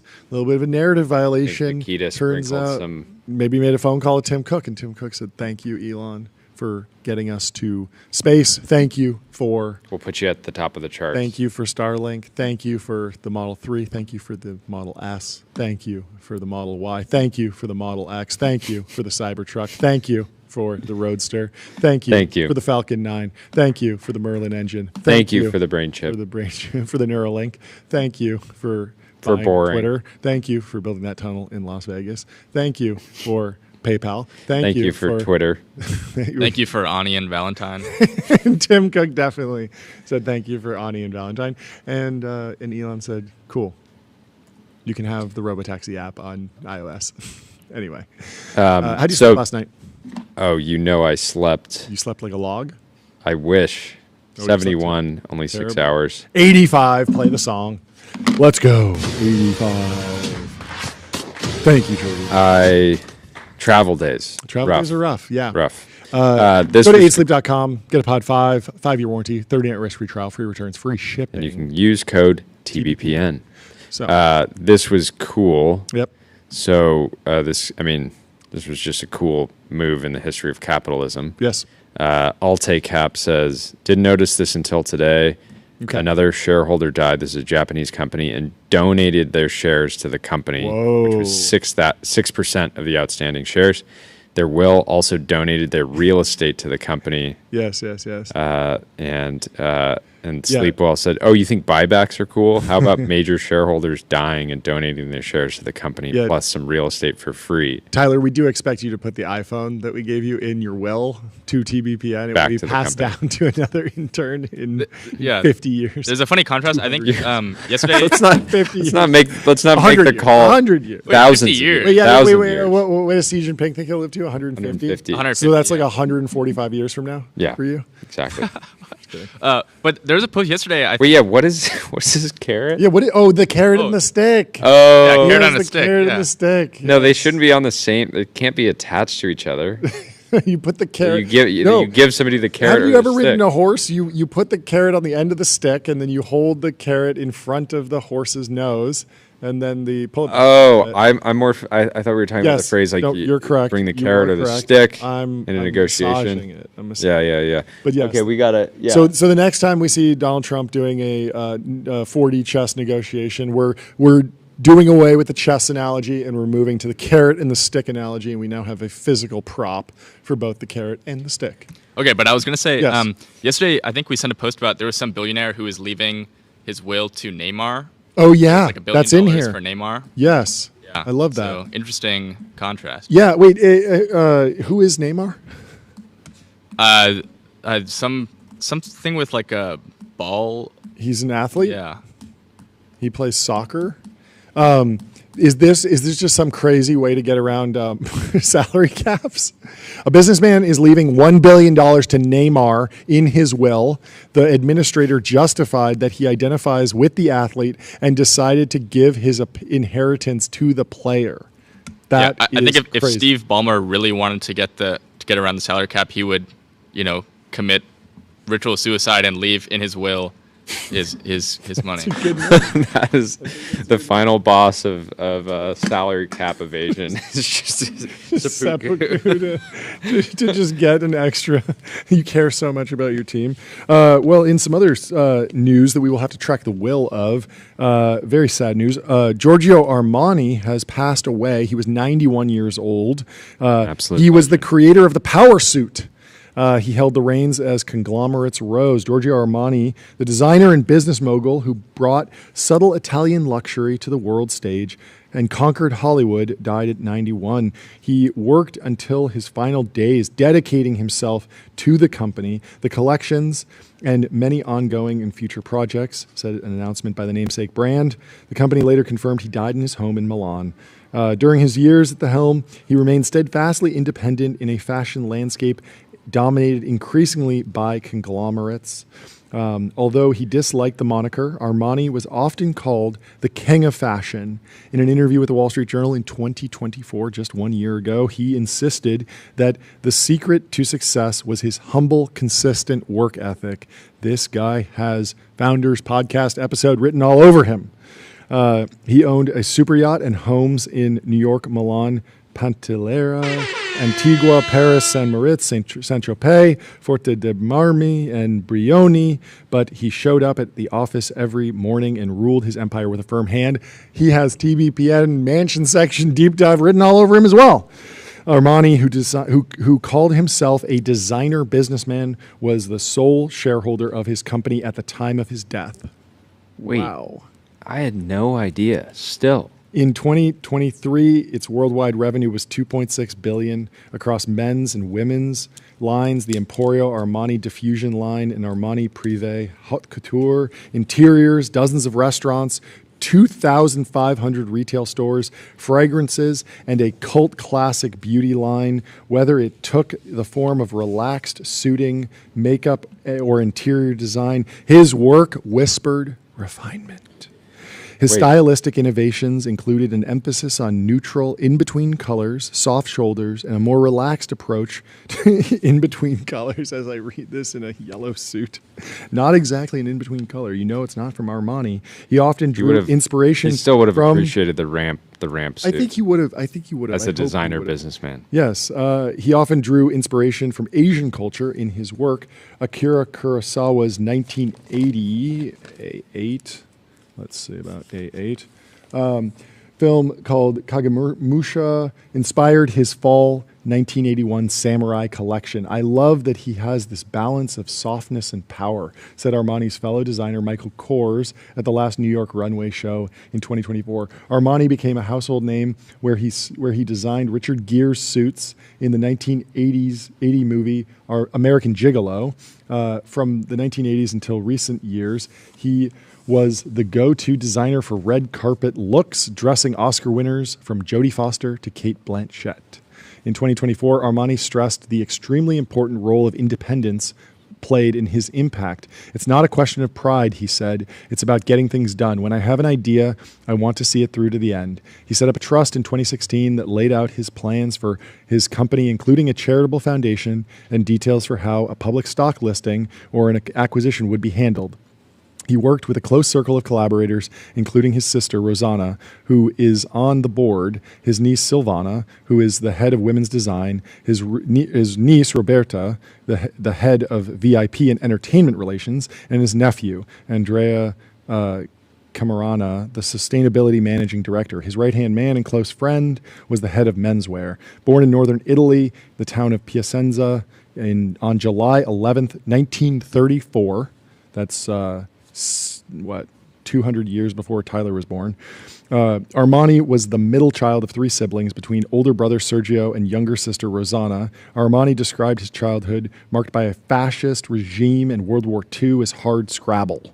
At 9 years old, he was standing outside a movie theater looking at a poster for Snow White when a friend came across an unexploded shell of gunpowder. It caught fire, and the young Armani burst into flames. He said he shut his eyes only to open them 20 days later in the hospital. This is crazy. Great Well, story. I know we have our next guest, but I can't stop reading this. One stop. second. We're sorry. We have the CEO of Scale AI coming on in just a minute. His only lasting scar was on his foot, where his shoe melted into his flesh. The incident contributed to Armani's desire to become a doctor. He attended medical school in Milan for 3 years before dropping out to fulfill his compulsory military service. After the army, Armani's latent creativity was stirred. He began working as an assistant architect, designing interiors and displays for a department store in Milan. He moved into menswear, working for a time at Hitman, a company owned by Nino Cerruti, freelancing for other brands. By the mid-1960s, Armani met his longtime life and business partner, Sergio Galletti, a Tuscan architectural draftsman, 10 years his junior. Galletti persuaded Armani to start his own business in 1975. He woke me up from a sort of torpor, from the little life in which I was living, Armani told the Journal in 2012. John. It's amazing. I hate to cut you off. Yes. Let's not keep our guests waiting. Let's not keep our guests waiting. Although that is a fantastic story. Welcome to the stream. Bring in Jason. Sorry. John was getting carried away there. Have you heard the story of Giorgio Armani? He just died, and what a fantastic obituary in the Journal today. No, I was hoping you'd keep going. That was great. Sorry to keep you waiting. It's great to meet you, Jason. Thanks for coming on. Thank you so much for hopping on. Yeah, nice to meet you guys. Why don't you kick us off with an introduction and kind of your path to how you wound up in this particular situation? Yeah, totally. So I've been in tech for a long time. I've been at Scale for a year. My background has been in starting companies, early in my career, onto, more notably at Uber. I started the Uber Eats business there. Oh, cool. And that grew, much larger than we ever thought it would. How big is that business today? If you don't mind me asking. When I left, it was about $20 billion a year of GMV. Sorry. And then I needed a reason to hit that. I think they've grown it to maybe 70 billion, It's 70, huge. 80 billion. It just keeps going. Yeah. Dara just announced yesterday that in Australia alone, they've served a billion deliveries, which is about 2 billion meals. So, That's a lot of shrimp on the Barbie. when you get involved in these things, you're always surprised at how big things can get. And I think that's going to end up being true here with this current wave. And that was one of the reasons why I was excited to, join Scale a year ago, joining Alex at the time. Yeah. I'd experienced in marketplaces, done a lot of growth stage businesses, things where demand was outstripping supply, and you needed to fix a lot of things to get the business on track.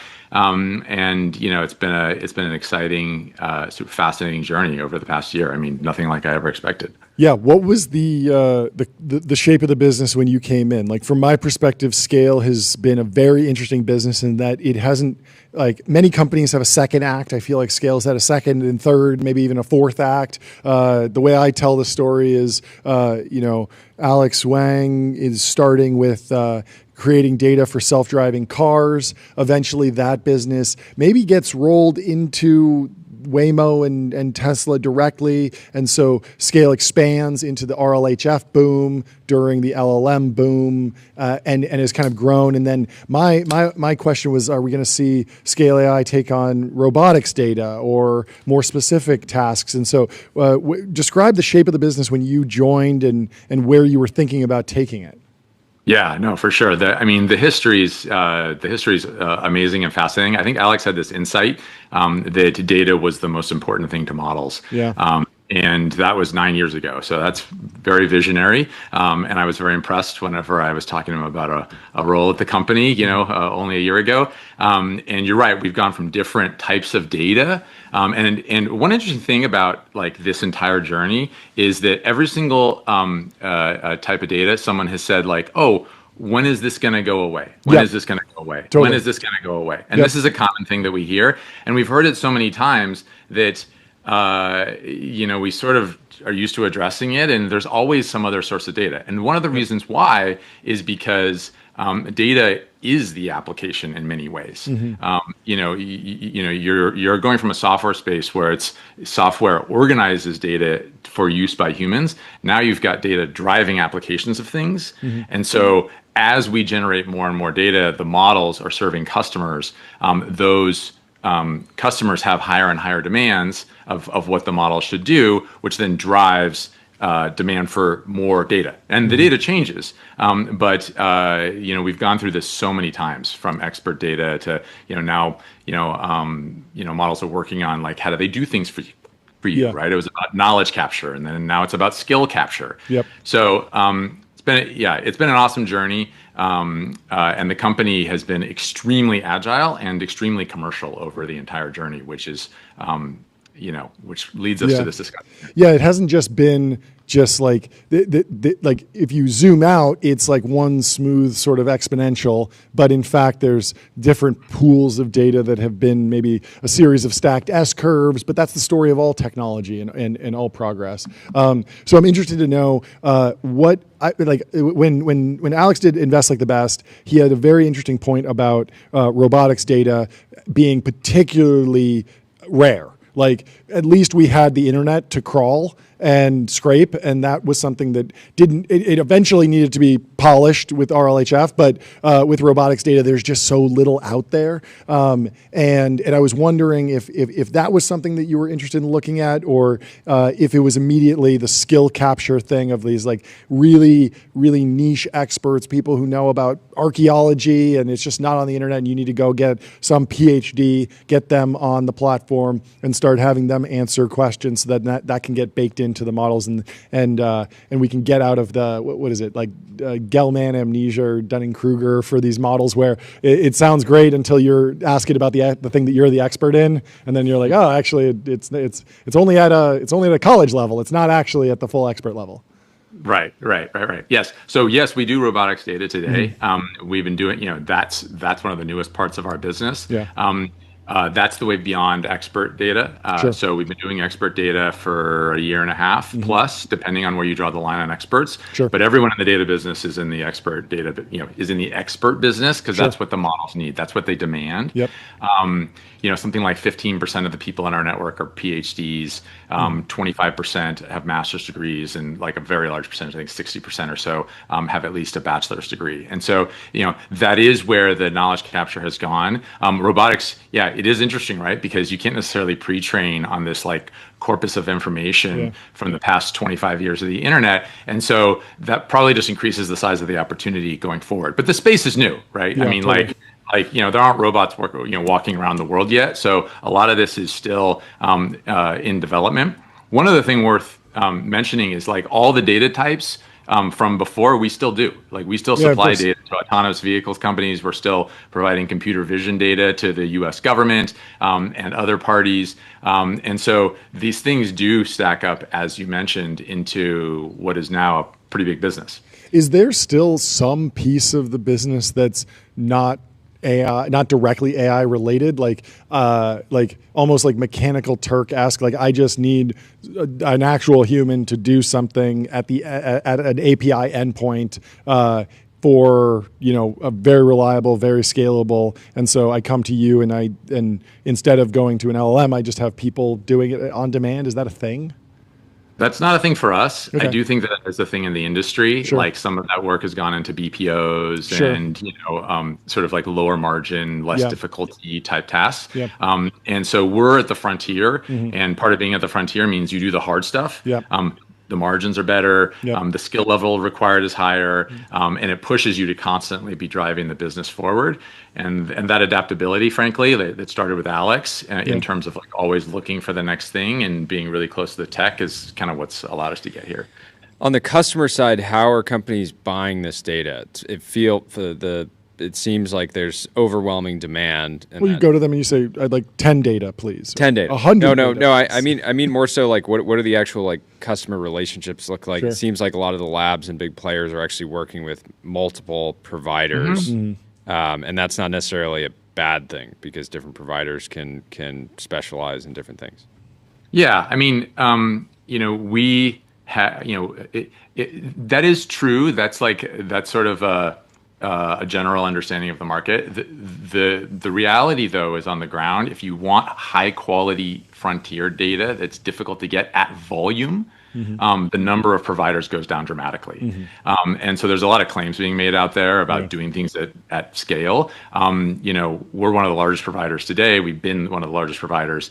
And so I think that's, through all of the change, that's what's allowed us to keep the relationships that we had, which is it's actually pretty hard to get this data, right? Like you really have to have the right network. You have to know how to talk to the network. Because if you imagine like being in the we call them contributors, meaning the people who provide the data to the models through us. If you imagine being in their mindset, you have to have a system that can interface with them on what is a part-time job for them to give high quality data for a very technical audience, which is the researcher, so that it changes the weights of the models in a positive way.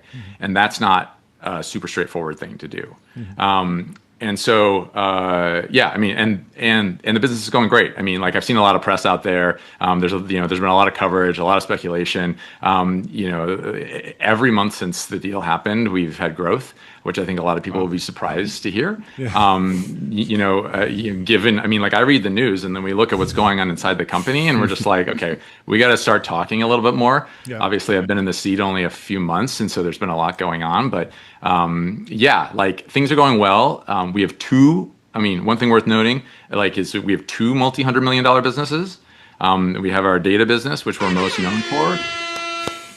So if you were to split either of these out, and we have an applications and services business, which applies this in customers, that business alone has hundreds of millions of dollars of revenue. And so if you were to break that out, it'd be its own unicorn or decacorn or whatever they're called these days. That's wild. Great. Do you ever you get inbound? Maybe a customer fills out a form on your website. Do you ever have to check to make sure it's not like a runaway super intelligence? It's like off on its own, just like hoovering up data. Well, I mean, great question. We tend to know our customers pretty deeply. You gotta have the KYC process in place. And frankly, they spend. Data is not cheap to procure, and so that would be a very expensive hoovering operation. If AI progresses like the AI 2027 crowd was projecting, at some point or another, a super intelligence will come and you'll have to choose humanity or the super intelligence. Have you run into any super small companies that are customers? We've talked to some small LLM providers, they're not building the mega GPT-4, GPT-5 level models. They say, we're still doing a transformer-based AI, but it runs on a gaming graphics card. And I feel like usually they're just distilling Llama or something into a smaller model. But are there any customers that have come to you and just had some weird niche use case that's pretty light on the data, but so differentiated that it actually provides value for them in their particular niche? Or is it all just the huge labs, the people taking really big swings?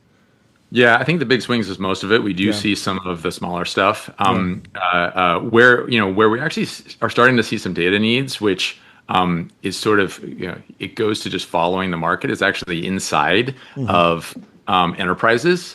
So they're not actually building their own foundation model, but they're hitting the limits of their own the data that they have to make applications useful in their environment.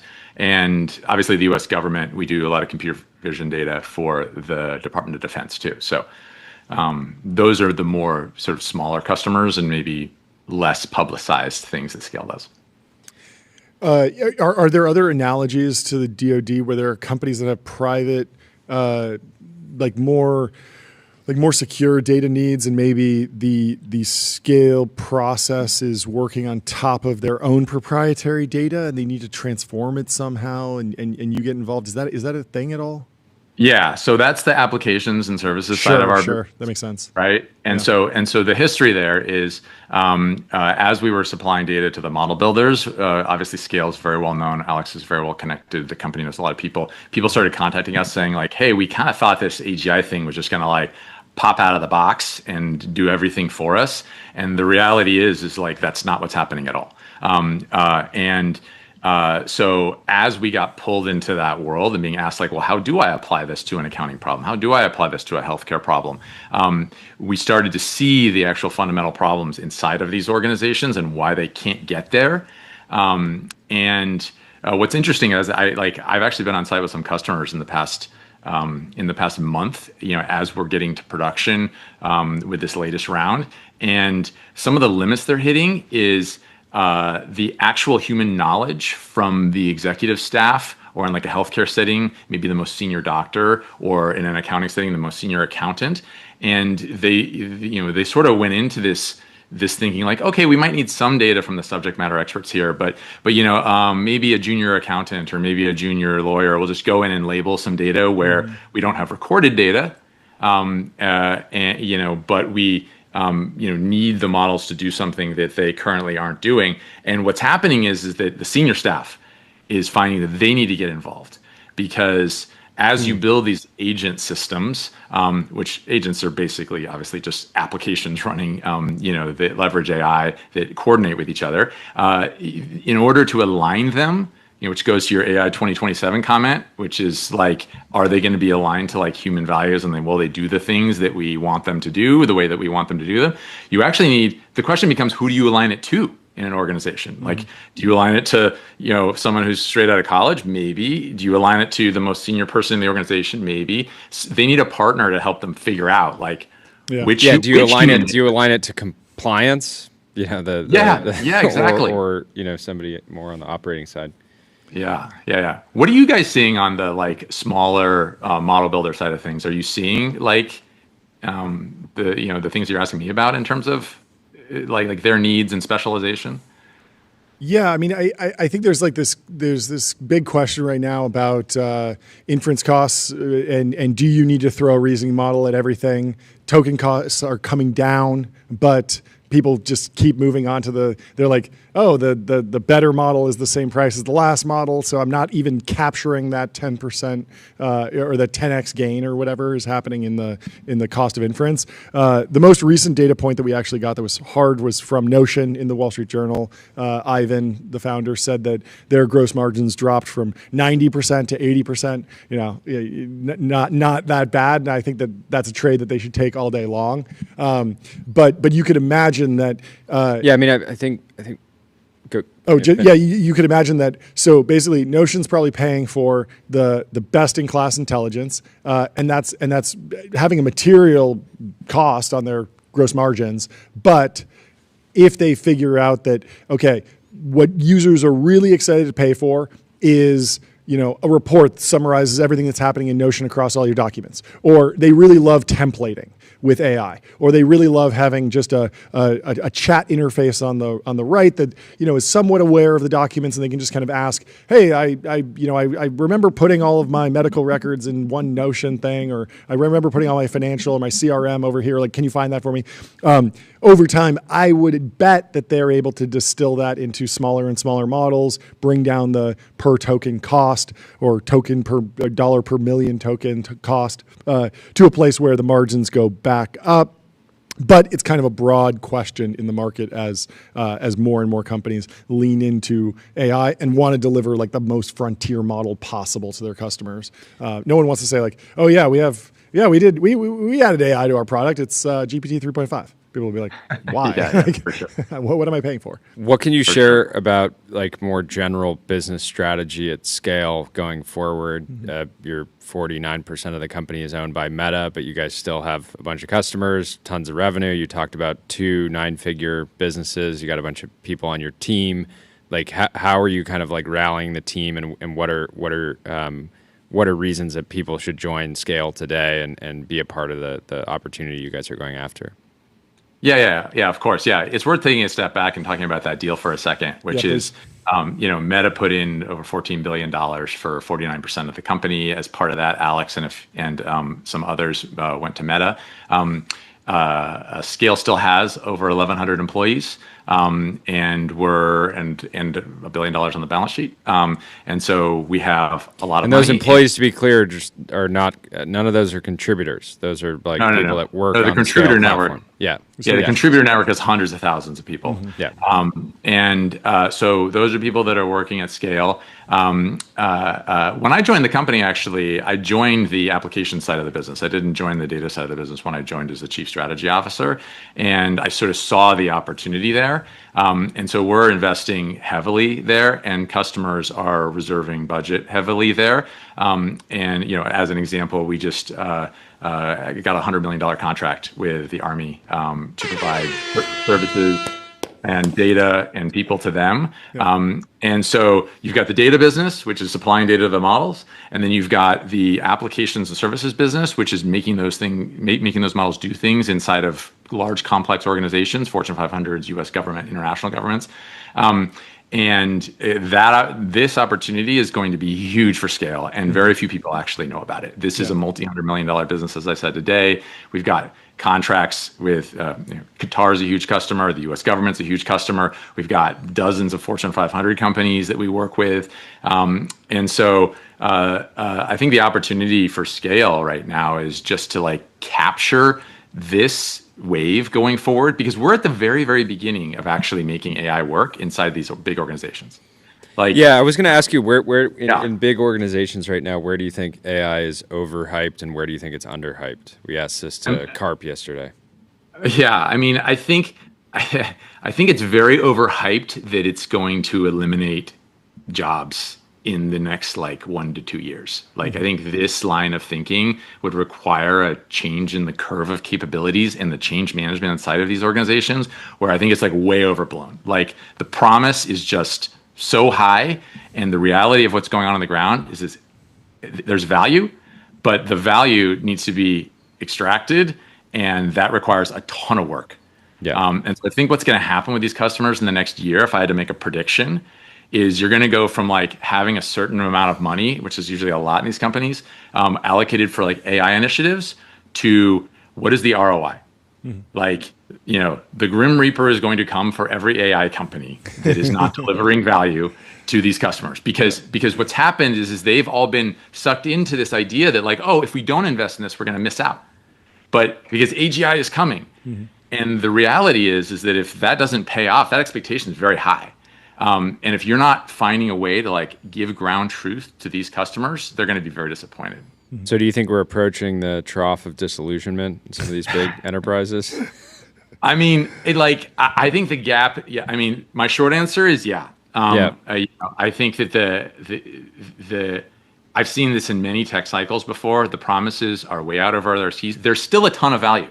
It's not that it's vapor. We are delivering value, but the effort it takes and the amount of data you need to organize in a company and get from human beings inside the company to make sophisticated applications work is way harder than people are selling today, except for us.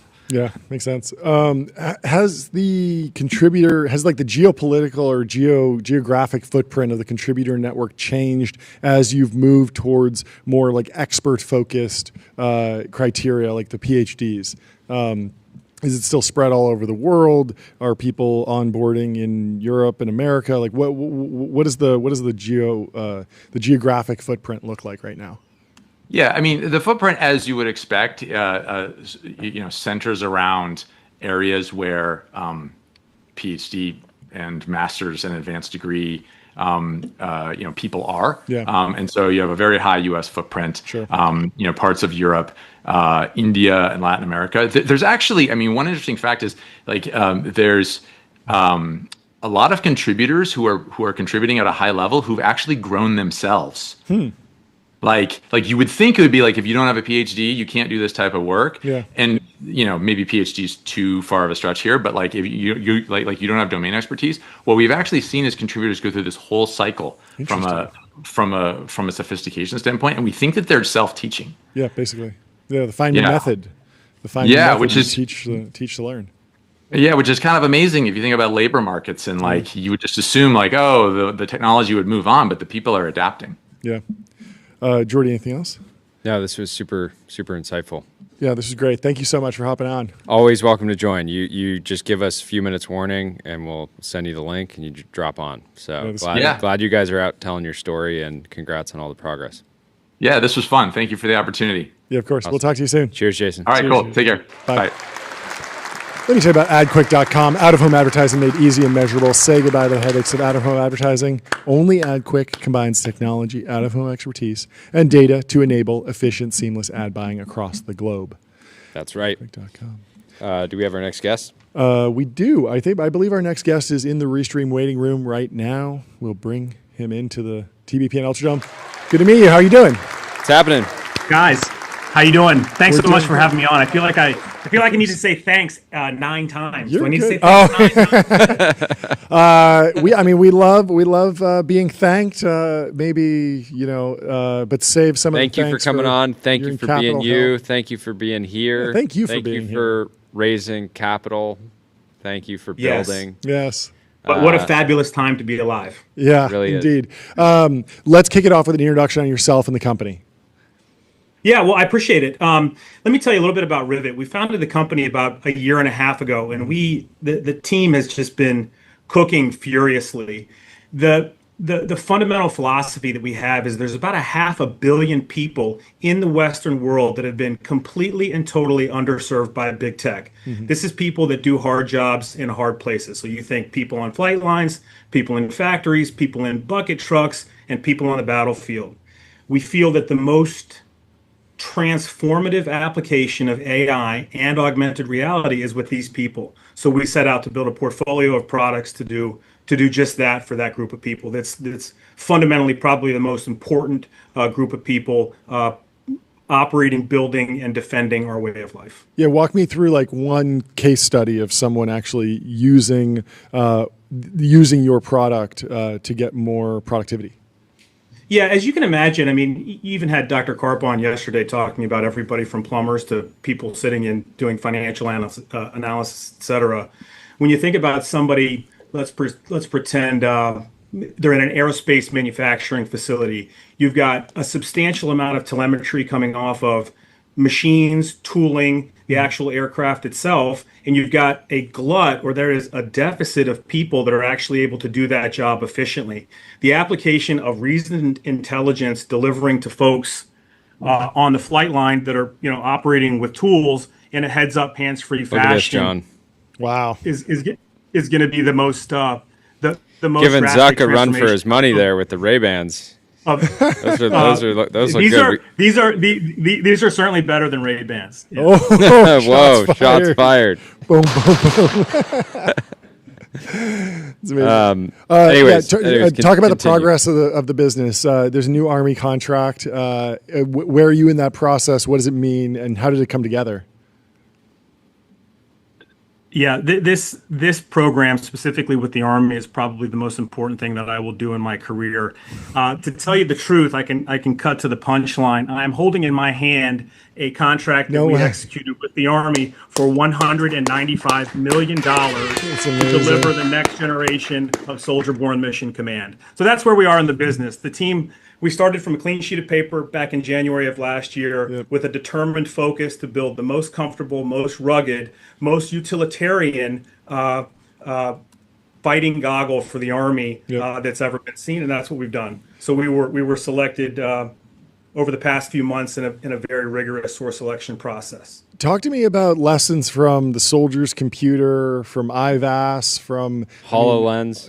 There was a 20-year, 30-year process, and there were lots of concerns about weight, lots of money spent. How do you tell the story? Yeah, you've touched on a lot of areas that are of vital importance to us. In fact, when we started the company, we thought about that whole set of 500 million people in the world that are underserved by modern technology, and we boiled it down to 4 big things. What do they need? They need a system that is comfortable enough to wear for the duration of a mission. For a guy in a bucket truck or a flight line, that might be 8 or 10 hours. For a paratrooper doing an airfield seizure, that's 72 hours, so comfort is number 1. Yeah. You need ruggedization because all of these people doing the hard jobs are doing the job in the most austere of environments. So you need a fully rugged device that is shock-proof, dust-proof, protects against water ingress, can handle the percussive elements of using tools, jackhammers or guns, etc. That's number third. And then finally, you need a compliant device. And compliance is a very broad category of statutory and regulatory things that these kind of products come under. And that is specifically over the supply chain. Specifically, you can't have bad guy parts in a device that's going to be deployed in a secure environment. There is governance over what constitutes eye protection, whether you're on the factory floor and you need true eye protection, that's ANSI compliance for not getting your eyes hurt in those kinds of environments, or whether you're a soldier on the battlefield needing ballistics and laser protection. And then finally, utility. Utility comes from the ability of the actual face computer and the end user productivity system to be able to connect to other data, get reasoned intelligence at the point of need. Where that utility comes back full circle to the enterprise is now you have, let's say the enterprise ontology has a set of eyes and a set of ears that understand the enterprise the way that the human would. And that's the do loop that we're creating with these dynamic task systems for these frontline workers. Is the why now basically just we're in a phase of, I don't know, technological commoditization where miniaturization of batteries and chips is at a point where it's just we're getting to a place where you can functionally deliver everything that you said? And like, do you think it would have been possible to build this 10 years ago, 20 years ago? John, it was a perfect prompt. Like, I was going to answer your question exactly that. In fact, this device could not have been built 5 years ago. So you have a confluence of a bunch of things happening.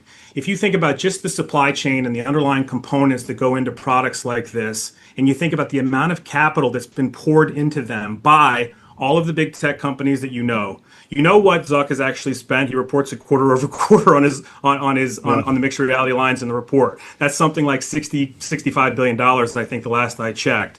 Certainly know what the other big tech companies. Net, you put the sigma on the bottom of that column and you get something like $250 billion has been invested in the underlying things that emit light, combine light, bend light, the processing capability that can go in a small form factor, remaining thermodynamically compliant so it doesn't burn your face, et cetera. So all of that supply chain has come together, and it's a very hungry supply chain because for 10 or 15 years they've been promised that everybody in the world is going to be wearing these things.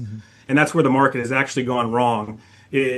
Augmented reality, mixed reality, and virtual reality has largely been a technology looking for a problem rather than a solution to a big industry's articulated need. And that's what we've built and what we're focused on. Yeah. How important is SLAM, like some simultaneous location and mapping, I think is the acronym, but the actual idea of like overlaying images into the real world versus just a HUD that is static. Like when I'm in Call of Duty and I do a 360 no scope, the mini map stays in the same part of the screen the entire time. When you're in, the Apple Vision Pro and you put a screen down, you turn your head, the screen stays in the environment. There's benefits to both. What's your take?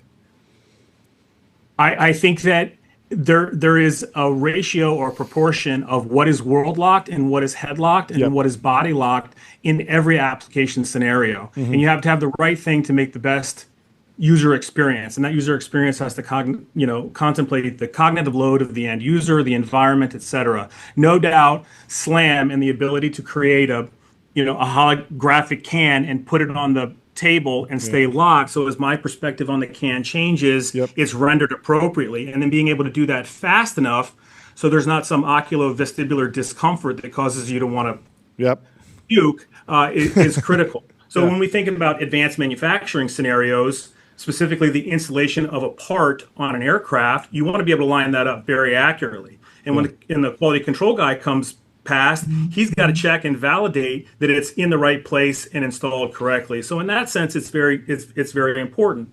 In other use cases, you referenced the Call of Duty kind of thing. Some coarse or 3DOF based, just like, hey, I want a crude kind of location. Like I'm looking this way. There's some nouns that are bad or good on this side of me. You can reduce the amount of 6DOF or high fidelity SLAM that you have to do. Long-winded answer to your question. It's critically important to have that capability in the system and available to application developers that are developing with it to build a good experience for the end user.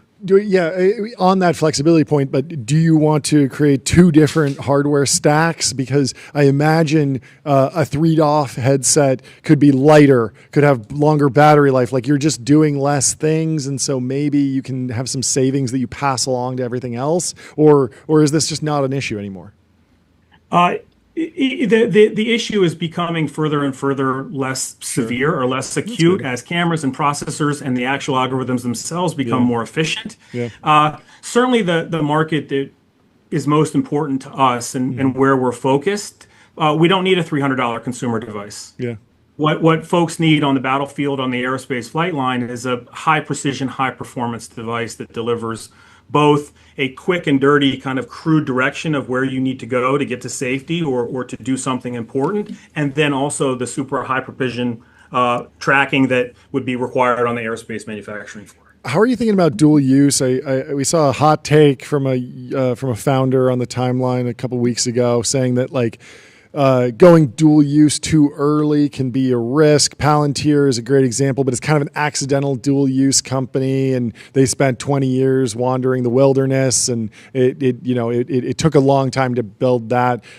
Some people have been saying go dual use on day one. Other people have been saying wait and maybe it emerges in a decade or 2 decades. Maybe it's your second act long down the road. How do you think about the trade-off of balancing those two? I think it's circumstantial to the individual company and the individual product. For us, we thought about dual use immediately. When I say, hey, there's 500 million people that are underserved by big tech and underserved by this product, that is 500 million people that are doing this exact job. And whether they're on the flight line or in the bucket truck or on the battlefield, largely the same kind of persona working in that austere environment. For us, the Army contract is an incredible thing for us, primarily because if we get it right for the most size, weight, and power constrained user that is the most hard on their gear and operating in the most critical environment, we get it right for everybody else. And that's what we've done. So that market will come. In fact, when I started contemplating about the thesis in our product development and go-to-market direction, I thought maybe the commercial market would be serialized behind. But what we've seen just 6 months out of stealth, as people are looking at the product, they're hungry for it and they're ready for it. So this is going to happen in parallel. I've referenced the Army contract. We've got signed scopes of works and execution agreements with some of the biggest aerospace manufacturers in the world to do exactly this thing on both the military flight line and the commercial flight line. It's fantastic. You're out of stealth. Give us the fundraising update. Got some news for us? Yeah. I got to tell you something. It's an incredible situation to have a confluence of these things coming together in the same week. We just finished our A round. That brings total investment into Rivet to $90 million over the past 18 months. This is a market that our investors believe in. Shout out Doug Filippone, Redpoint Ventures. We've got Steve Cohen, Point 72. Steve Cohen, let's go. Who led our seed round, and then Duquesne Capital. Shout out Stan. Very cool. Miller. That's fantastic. Cap table is just 4 goat emojis. That's great. Yeah. You can't. We just can't. Well, have better I think customers and supporters. Yeah. I love companies like this where you just take a team with deep domain expertise and a bunch of advantages right from the start. But then when you have that, you have to execute at an insanely high level, and clearly, you guys are. So fantastic. It's awesome to see. Masterclass. Well, thank you so much for taking the time to talk to us. Enjoy guys, the thank weekend. you very much for having us on. A lot of fun. Course. I love the show, man. You guys are innovating. Keep I doing appreciate it. Thank you. Yeah, come back. We're doing. This is an austere environment. It is. There's bugs around. There's dust. You guys need some Rivet. I know. Honestly, I'm reading chat over here. I'm reading text messages about who's the next guest and stuff. Makes listen, you guys, we got to get you out of the studio and out into the woods to do some frontline stuff. You want to come shoot some guns and do some cool stuff? We'd love to have you. Yeah, thank you so much. Congrats. Guys, thanks so much. I appreciate it. We'll talk to you soon, Dave. Cheers, Dave. Have a great day. Bye. Bye. Up next, we have Mert Mumtaz from Helius.dev. He's we will calling tell in you about Bezel first. GetBezel.com. Your Bezel concierge is available now to source you any watch on the planet. Seriously, any watch. We are excited to talk to Mert. He's taking a couple minutes out of his busy day to break down the latest L1 for us. So we will bring in Mert from the Restream waiting room whenever he is ready, if he is available. I know his last minute. Mert, how you doing? Thanks so much for taking the time. I know it's always crazy with the time change. But, okay, so I want to pitch you something. Okay. A blockchain for yapping so that we can get specifically, we want more yaps per second. Yeah, people say YPS. TBPN coin, but why not an L1? Yeah, yap YPS is what we're going for. I feel like you're not that serious with what you do. I could beat you in my free time. Maybe I should just go up against you. What do you think about that? In yapping? No. In crypto. In your main thing. It could be my side thing, and I could compete with you. Yes. That sounds like a great play. Anyway. Of course, absolutely. Thanks for having me. I'm just hanging out in my F-tier city today. You guys are in your S-tier cities. Yes, thank you. You inspired me. That was we love that first post because it was just it's the perfect post. It's like how do you get a bunch of people to agree with you and a bunch of people to disagree with you in the same viral post? fuel. I think I might do a tier list every day. Yeah, you created a new meta. Yeah, fantastic. Anyway, take us through like what actually launched and what if you can give us like a Steelman and then your kind of argument. I'd love to just kind of like get up to speed on what Stripe and Paradigm are doing here, and then kind of understand some of the trade-offs. Sure. So I'm guessing people have all read the announcement, but basically it seems there's a new blockchain called Tempo. And they're messaging in such a way that it's an independent company with Paradigm, which is a VC firm, mostly in crypto or really exclusively in crypto, and Stripe as the first investors. It's a team of 15 led by Matt, who co-founder of Paradigm, very, very good investor. And they're basically building what's called a layer one, an L1 blockchain called Tempo, and it's going to be focused on payments and stablecoins. So there's a few, and we can go quite a few different directions here. So there's a few controversies around it. For example, this is the 5th or maybe 6th payments L1 or chain that has been announced in the past few months. It has some parallels to something like Libra back in the day from Facebook. Yeah, I was going to ask. And then the one other thing that got some heat is that it's an L1 instead of an L2. So an L2, for people who are unfamiliar, would be basically a smaller blockchain on top of a bigger blockchain. So generally, an L2 is on top of Ethereum, which everybody obviously knows of. And Paradigm traditionally has been very Ethereum-centric, not exclusively, but very Ethereum-centric. And so for them to create an L1 instead of an L2 on Ethereum turned some heads as well. So there's a lot there. Okay. So... I mean, I know very little about this, but the obvious one is most of these problems seem solved by Circle and Solana. Like we've seen a lot of these big, but I mean, just in this idea of like there seems to be a serious player from my perspective that's taking stable coins seriously. And there seems to be a player that's taking transaction TPS seriously. I guess given that you're building in the Solana ecosystem, I guess some of the pushback that I saw from you on the timeline was that, complaining that or not complaining, but in the original announcement post, they shared an example of during Trump coin launch, you couldn't run payroll or something like that. And we're basically saying that we're not going to be able to rely on something like a Solana. You were pushing back and basically saying that there's a lot of reasons that you would want to create a new L1. There are real reasons that you kind of laid out, but transactions per second would or sort of scale maybe is not one of them.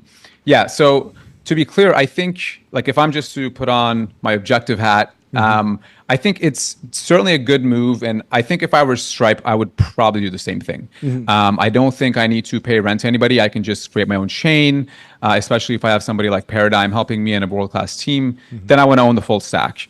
Right. And I think that's totally fair, and the distribution and everything that comes with it.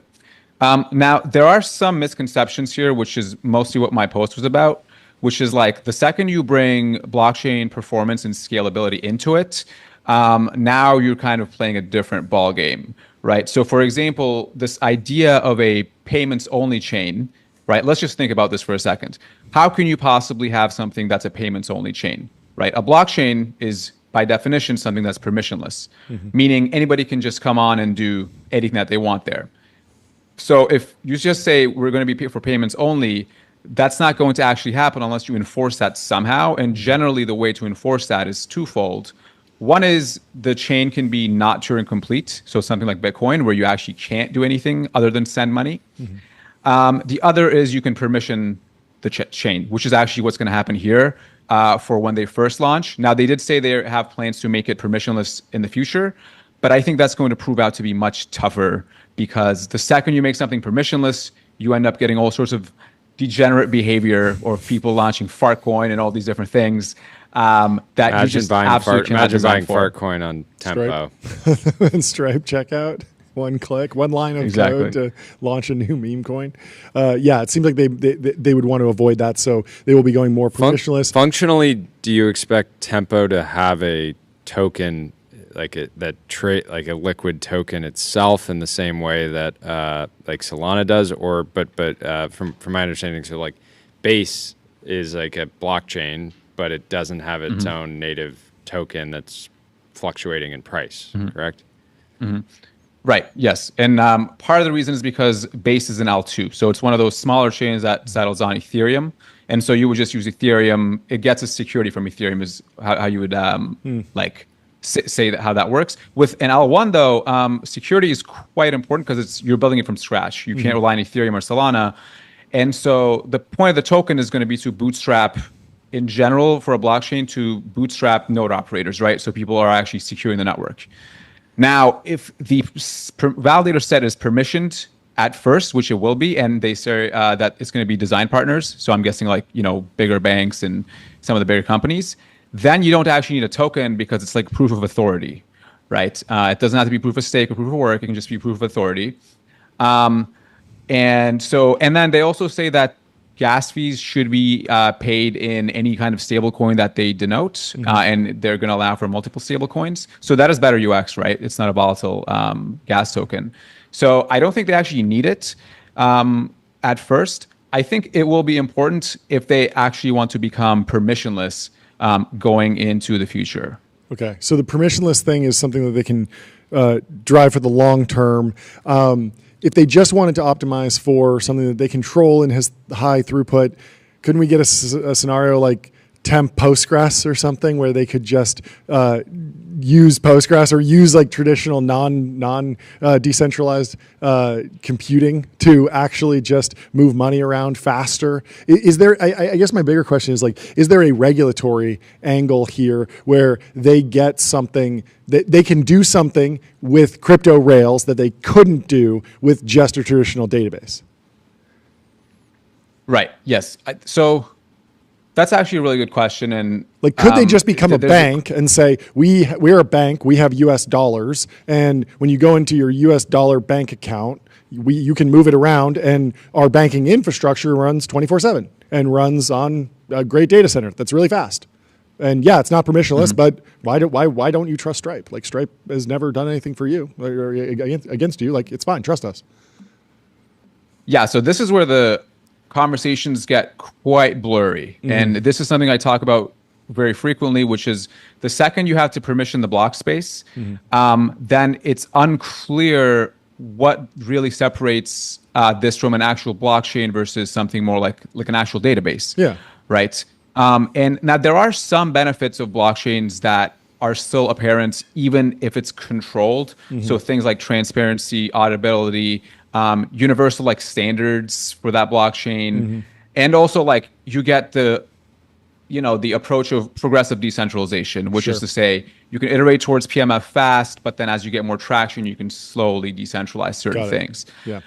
This is what L2s today are doing. So there are some benefits, and like, if no one person is controlling that infrastructure, right? Assume you have, let's say, something like 21 validators, and they're all giant companies or payments companies across the world, different jurisdictions and different requirements, then I think that can be interesting. But I think, like, to be completely honest, I think permissioned blockchains aren't really blockchains, and like it starts looking super drawn out when we get there. Like we've tried a bunch of these before. Yeah. Like JP Morgan already has one actually. Oh really? And a few other companies. JP Morgan also said, do. "I want my blockchain to be off the chain."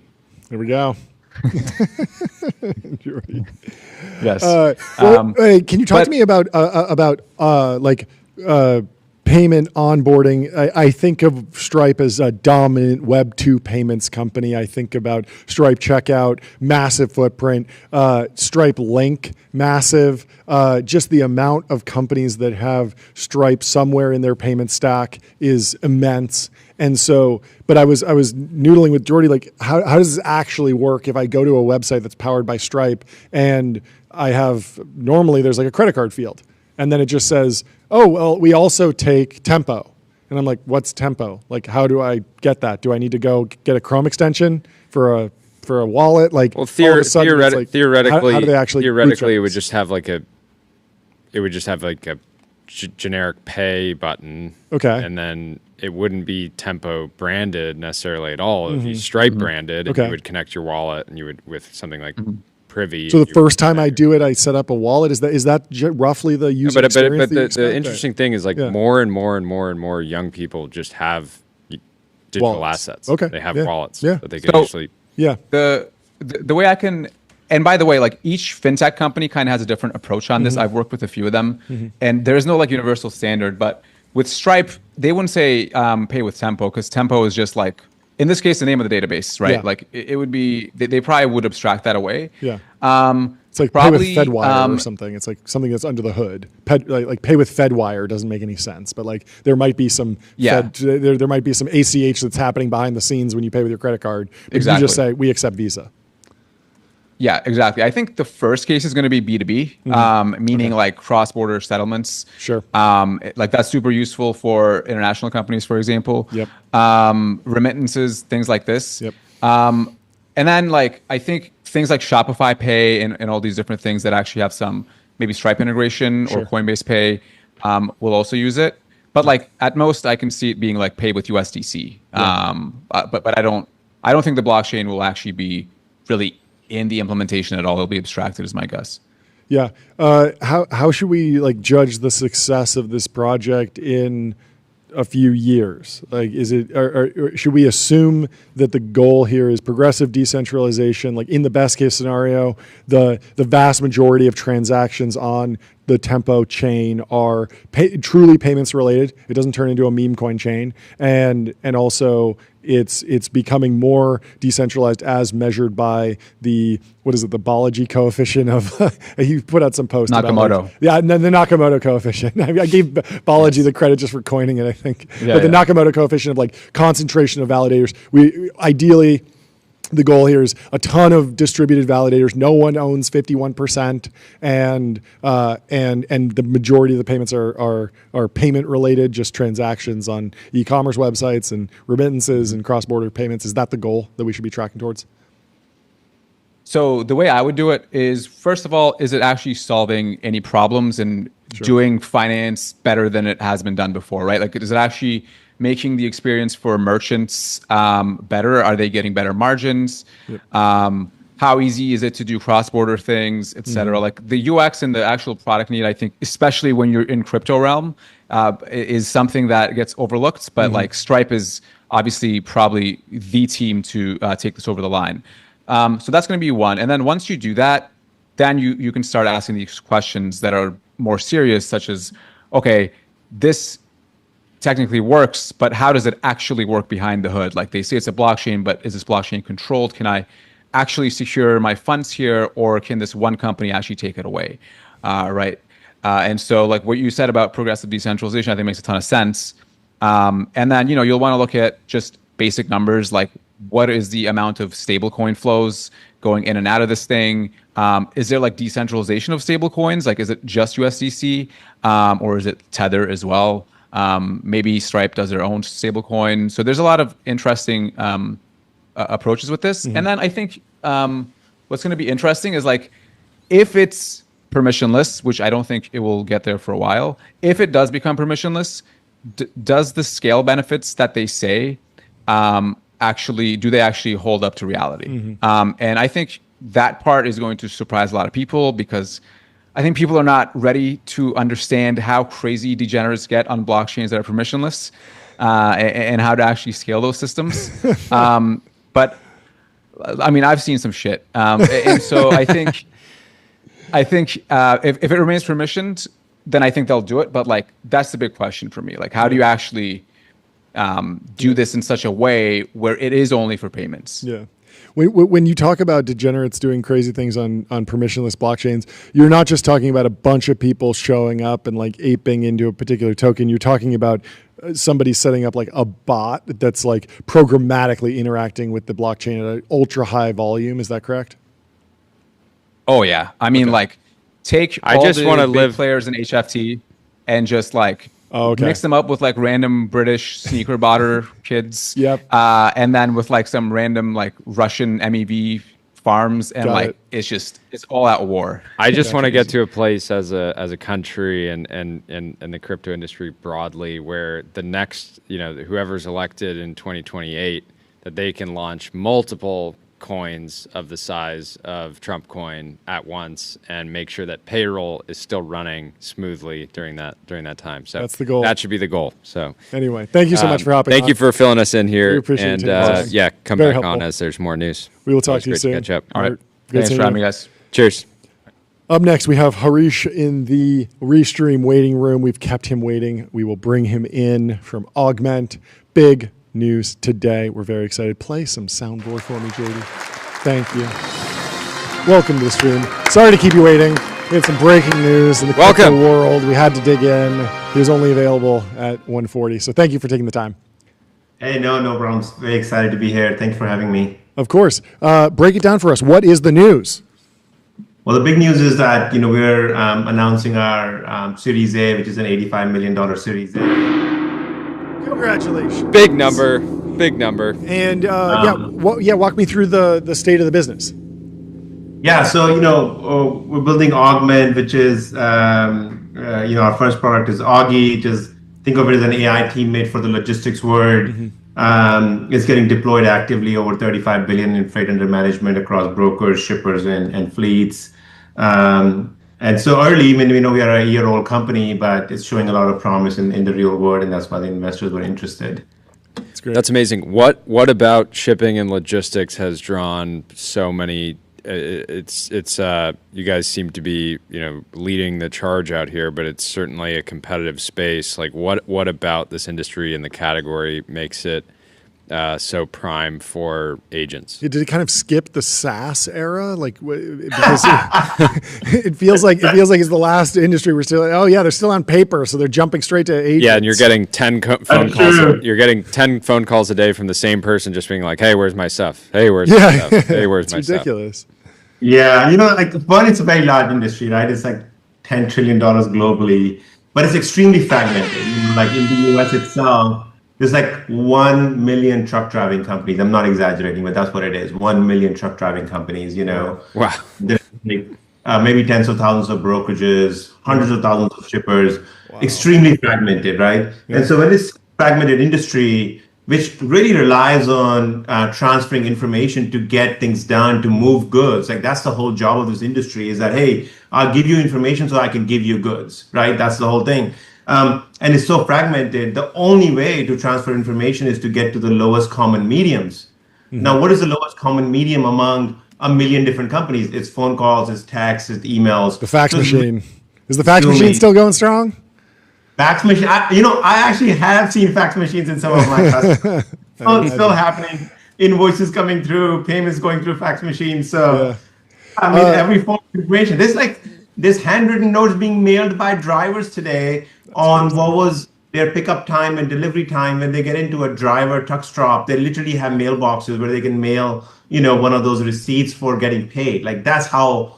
Sometimes it's archaic, the communication is. Yeah. Talk about lessons from the last company, Deliver, sold to Shopify in 2022 for $2.1 billion. Congratulations, obviously. How are you positioning the business differently? And what are the key lessons that you learned from that business that you're hoping to take forward? Yeah, I mean, I think, Deliver was building like a Prime-like service for Shopify type merchants, forward deploying inventory. I mean, the big lessons here has been like focus, customer success. It's like stay very true to customer delight. Everything else is a noise, like literally everything else.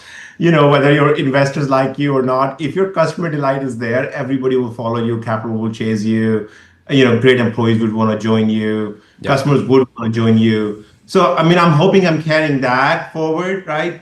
Now, in terms of like things that I did not do well at Deliver, I think there was like a lack of focus sometimes, right? Like as the capital was getting easier, we were maybe trying to do a little too many things, like launching too many products. And those were the really great days of attracting capital because the interest rates were near zero, so the capital was mostly free. And I would have Let's rather give it up not for mostly free capital. Cost of capital going up has been heartbreaking. It's been heartbreaking. It is, so going Ken from Griffin. what is that? Going from 0.5% to now 4.5%, right? Not That's easy, brutal. right? Yeah. But I think it does bring discipline to things, right? Like, hey, when you have limited capital, you deploy it in the things that truly matter. So maybe like what I'm hopefully not doing this time is like doing things that truly matter, move the needle for your customers, but just not start creating teams and products that look good on paper. Yeah. How do you think about vertical integration? You obviously sell into 3PLs, shippers. Do you want to own the warehouse management stack at some point? Do you want to integrate deeply with all the different WMSs? What's the plan there? Yeah, we do not want to own the WMS stack or the transportation management stack or the order management. We don't. We want to sit on top. We want to integrate into all of them. We think of ourselves as a, first and foremost, Augie is an employee that works like thousands of employees 24/7, achieves a lot of operational efficiency for our businesses. But long term, I think Augment does become a system of work. And I think there will be a system of work and a system of record in most companies.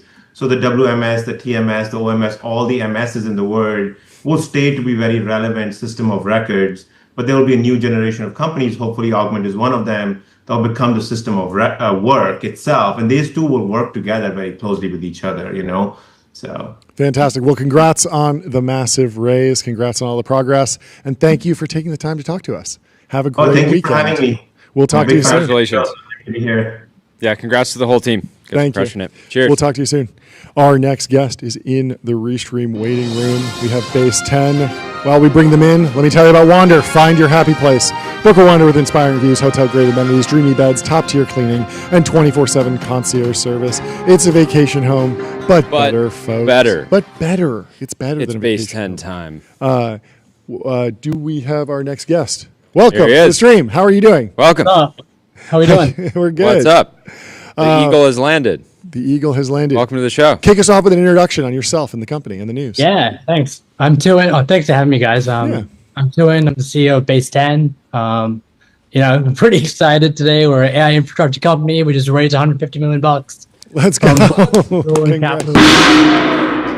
Yeah, right. That is loud. That is loud. $150 million. Congratulations. Incredible. And it's great to meet you. Yeah. Announcing a fundraise on a Friday is not for the weak, but you guys are wasting no time. I love it. Can you give us quick history on the company, your background? Yeah. Look, my background's in machine learning and AI. I've been doing it about 15 years. The company's actually 6 years old. We didn't start success. The company's 6 years old. We've been thinking about how to turn AI into value. Yeah. For a while. I think the last 2 years have been a bit crazy. We started focusing very aggressively on inference maybe 24 months ago. Are you guys familiar with what inference is? Yeah. But I'm not familiar with where you sit in the stack. You don't build data centers. You don't Definitely own not. GPU clusters. You sit on top of neoclouds or on top of hyperscalers, and then you sell all the to above. your companies. I see Descript, Retool, Quora, Writer, Patreon, Picnic Health. I can imagine how those companies need an API for a model that you probably didn't train, but you act as the inference provider for that, and you sell tokens to them. How is it going at that layer of the stack? How is the value accrual in that particular layer? It's fantastic, right? Because look, we sit on top of actually doing inference for models is pretty hard, right? So you got to acquire capacity, you got to optimize the models someone else has trained, you got to run them, and then you need to scale them pretty gracefully with users as their apps scale. And so the amount of work that goes into that from teams is massive, and we're just trying to take that headache away. Yeah. And so we're pretty lucky that we've been able to just sit on top of this AI application layer. And as that's exploded, we've just kind of rode the wave with it. And we work with a bunch of amazing customers like a Bridge, Bland, Gamma, Clay, Open Evidence, Notion. What is the durable moat? Like, how does value accrue over the long term? Because I feel like, if you don't own the model and can't like rent seek on that, or you don't own the hardware, all of a sudden it's like Open Router is going to route people to wherever the cheapest tokens are, and it becomes highly competitive, and the margins might compress. Like, what's the long term strategy? The assumption you're making there is that all the models are just going to be the same, and everyone's going to be running kind of like the same model. So most of our customers like run different variants of the model that are very custom to them. Okay. And so fine tuned on open source. Yeah. So how about let's use you said Notion's a customer. Maybe we use them as an example because we've been. That's great. Or pick. I'll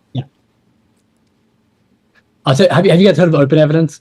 Yeah. I think we're having the founder on next week. So they're the best. You have a really good time chatting with them. But they're a really good example of a customer that uses us. They train a bunch of models of their own to basically answer the questions or the queries from the doctors. And so what happens when you need to run those models? Well, you need to make them wicked fast.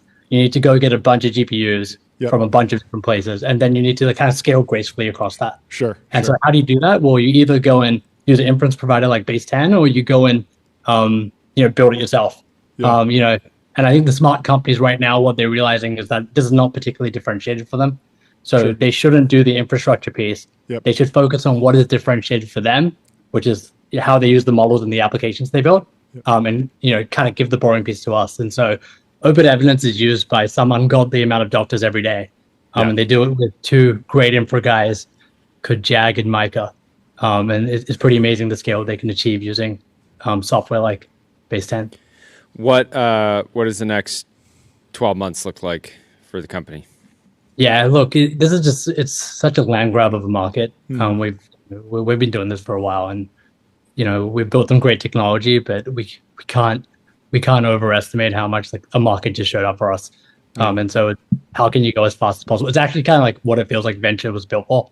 That's why we're raising capital right now to solve two core problems. One, hire a go-to-market team that's going to be killer and scale that, and then hire amazing engineers that are incredibly expensive and hard to come by. Yeah. I don't know. We could go deeper. Last question for me. What is your view on the broad trend in token pricing? There's been people going back and forth on whether or not we're going to get 10x savings quickly in inference pricing, whether it's going to be all saving custom on a per silicon token basis, but then just using OpenAI just put a $10 billion order into Broadcom. Yeah. And I'm wondering, but then at the same time, companies are just saying, I want to stay on the frontier. I'll use a reasoning model. I will continue to eat the high, per token costs that come out of the bigger models. Yeah, look, I think the token price goes down, and inference should get cheaper over time. Yeah. And I think that really just means there's going to be more inference. I think Jevons paradox. All of us in tech discovered Jevons paradox 6 months ago. Yep. But every time we lower prices for our customer, or we go and optimize their models to make it cheaper, 4 months later they're spending more anyway. Wow. And so, inference prices are going to go down. But if the world is run by AI in 10 years from now, there's going to be a lot of inference. Yep. So it better be cheap. And we just hope that we can power all of that and be the invisible layer underneath it, and hopefully scoop off a bit of value while we're at it. What's headcount today? Just out of curiosity. 104, I think. 104. Let's call it that. That's a good team. That's good. Yeah, we were about 30, I want to say, a year ago, so it's going pretty fast. Yeah. How many pizzas is that? 100 people. 50 pizzas. Depends how much people eat. Right? 50 pizzas, yeah. Anyway, thank you so much. If it's bulking season, it's different. Might be 100 pizzas. Yeah. Well, anyway, thank you so much for hopping on. Great having you. Cheers. We will talk to you soon. Bye. Last guest. We have a surprise guest. Surprise guest. There was some breaking news from Wired. Anthropic agrees to pay authors at least $1.5 billion in AI copyright settlement. Ooh. This just went out via Wired. That's a lot. And wanted to have Cecilia on. Hi. Celia, sorry, to talk about it. Yeah, great to meet you. I'm Cecilia Ziniti. Excited to be here. Nice to meet you. Give us the news. John knows nothing because he was locked in. I haven't heard about this. Break it down. Basically knows the headline. That's it. Yeah, so a group of authors from the Authors Guild sued Anthropic some time ago and announced last week that they had reached a settlement. And what happened today was there was a motion, an unopposed motion, where the parties said, okay, the settlement is going to be $1.5 billion, and it's going to cover the non-fair use of material for training Anthropic Claude. Is there any guidance on, is that just going to be paid out immediately? Is this one time? Because you can imagine that even though it's been baked into the weights, like the value from being able to go to an LLM and ask questions about a book, that's going to pay dividends and subscription revenue for decades potentially.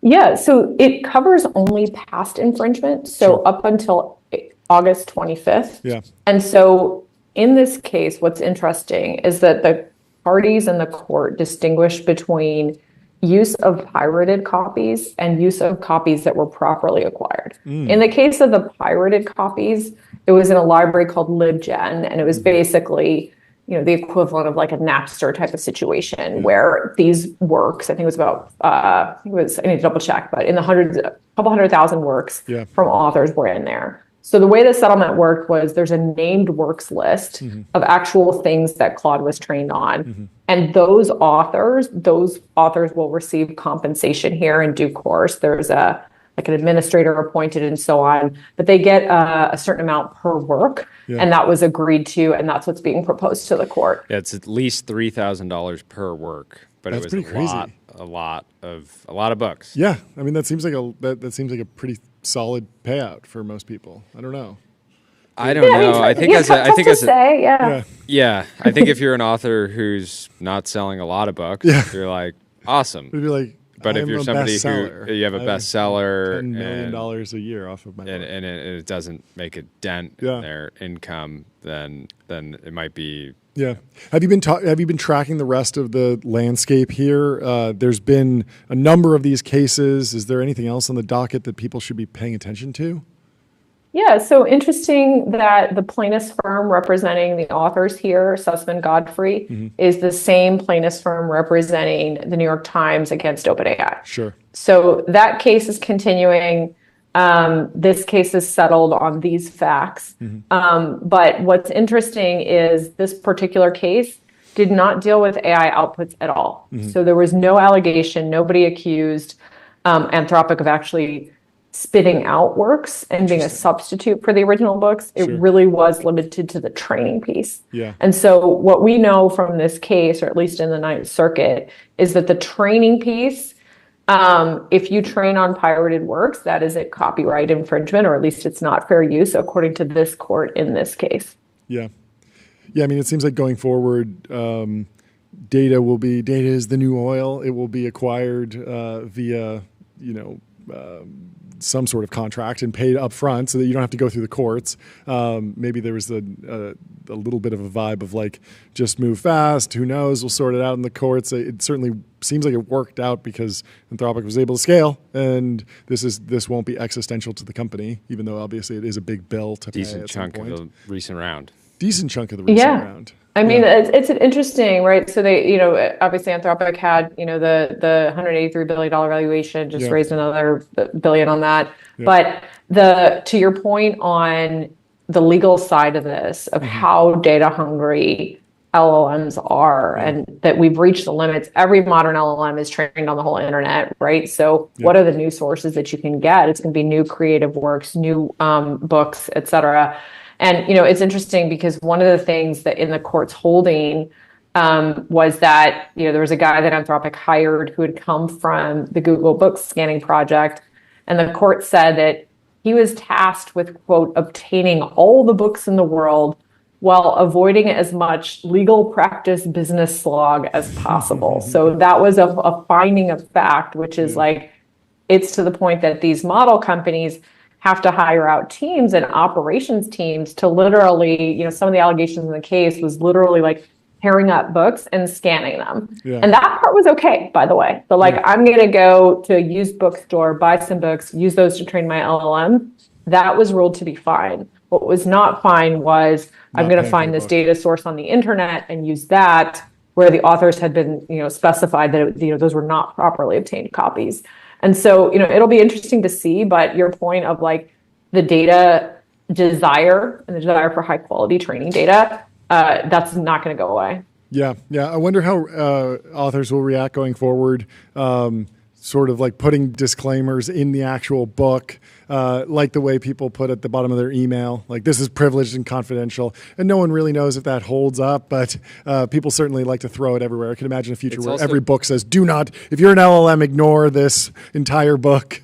And you put that in every book. Also thinking about the weird incentive, like if the lab starts saying we'll pay this amount for a book, people will just like figure out the cheapest way to publish a book, and then probably use the models to generate the book, and then like figure out that ARB. Oh well. What do you think the timeline is on the New York Times case? Out of curiosity, like is that something that will get resolved, you know, in the next, you know, before the end? I could see that one going all the way. So the New York Times, meaning to the Supreme Court. So the New York Times has been at the Supreme Court on copyright before. And they're one of the few plaintiffs, I would say, that has a case good enough, a content library deep enough, and potentially the pockets to take it directly as a plaintiff, right? So in contrast to this case, obviously the Authors Guild is a consortium of individual authors as opposed to the New York Times, which is the copyright holder, the direct copyright holder in that case. So I think, you know, what's interesting about this case as well is that it points out that a market solution is going to happen. So whether it's what you're saying around, is it going to be, you know, a robots.txt type of thing? Are we going to get an ASCAP style licensing the way we do for music, which is pretty clear, pretty easy and known. If you want to play music in your gym or whatever, you got to pay licensing. We might have that situation as well. And I've, you know, one of the things I told you all before the show is like, this is part of that kind of like Napster to iTunes moment. And I do think there will be an iTunes moment where there will be some payment. Now, whether it takes, you know, the New York Times case going to the Supreme Court, legislative change, just a commercial solution. Obviously, we've seen OpenAI, you know, pay and do deals, and I believe Anthropic has as well. And so that might be the world we end up in. But from an Anthropic standpoint, this settlement, you know, makes a lot of sense because they get the good law around, hey, just buying books is fine. It was really just this pirated copy issue that they're settling. Yeah. Because in the New York Times case, it's probably not the same structure of like they got a pirated copy of the New York Times. It's probably just crawling like Google or anything else. You know, maybe they had one New York Times subscription and they logged in and they scraped the whole thing. Who knows? And what you're getting at. That's exactly right. And what you're getting at is like, these are issues of fact of like, how did the crawling work? There was an allegation in the New York Times case. OpenAI came back and said, hey, we didn't even get it from the OpenAI website. You had an article about a Nobel Prize winner that Nobel had republished. Oh, sure. So it didn't come from the New York Times website. It came from republishing. Exactly. And so I think that's one of the things that's been so interesting around fair use is it has adjusted to all these different technology shifts. And so I think this is another example of that. Yeah, and Matthew Prince at Cloudflare is kind of proposing another potential market-based solution for the long tail of content on the internet, where I believe there might be some stable coins involved, but basically if you're a publisher and you don't have the resources to go to the Supreme Court with an LLM company, you could potentially opt in or out of scraping, and maybe there could be some value exchange that happens. But will be interesting to follow how it all like pencils out. Yeah, come back on when there's more news. Yeah, It's great thank you to so see much it. for Yeah, hopping on exactly. short No, notice. it's super fun. I mean, on the Cloudflare point, they're Yeah. one of the tech players that would be in a position to do that blocking because of their position in the DNS, right? So Sort of it'll like be how interesting. I don't know where the Spotify money's going to sits go, there but and routes Exactly. pennies around and they aggregate all the money and then they pass the money through. Same thing with YouTube. And we kind of we were in this weird era with TikTok where music was being used and everyone was like, wait, you can't just use music, and then they figured it out and they did a deal, and most of the musicians seem to be happy with all the stuff that goes on TikTok. Exactly. And that's the story of copyright. Like Yeah. I had a professor in law school that was like, oh, copyright's not about the money. Yeah. It's about all the money. Yeah. Like, okay, exactly. It's like literally that flow that you described. Yeah. I'd love to come on another time. This is fun. One to watch. Yeah, I'll talk to you soon. Thank you. Have a great Appreciate rest of your your day. insights. Thanks Enjoy a the lot. weekend. Have a great day. See you later. Later. You too. Bye. Boom. Any more breaking news? You got any more news before the weekend? I feel like usually as soon as we get off the show, somebody There's says, news. Eric Adams is suspending his mayoral campaign. No way. Accepting a federal job. Oh, interesting.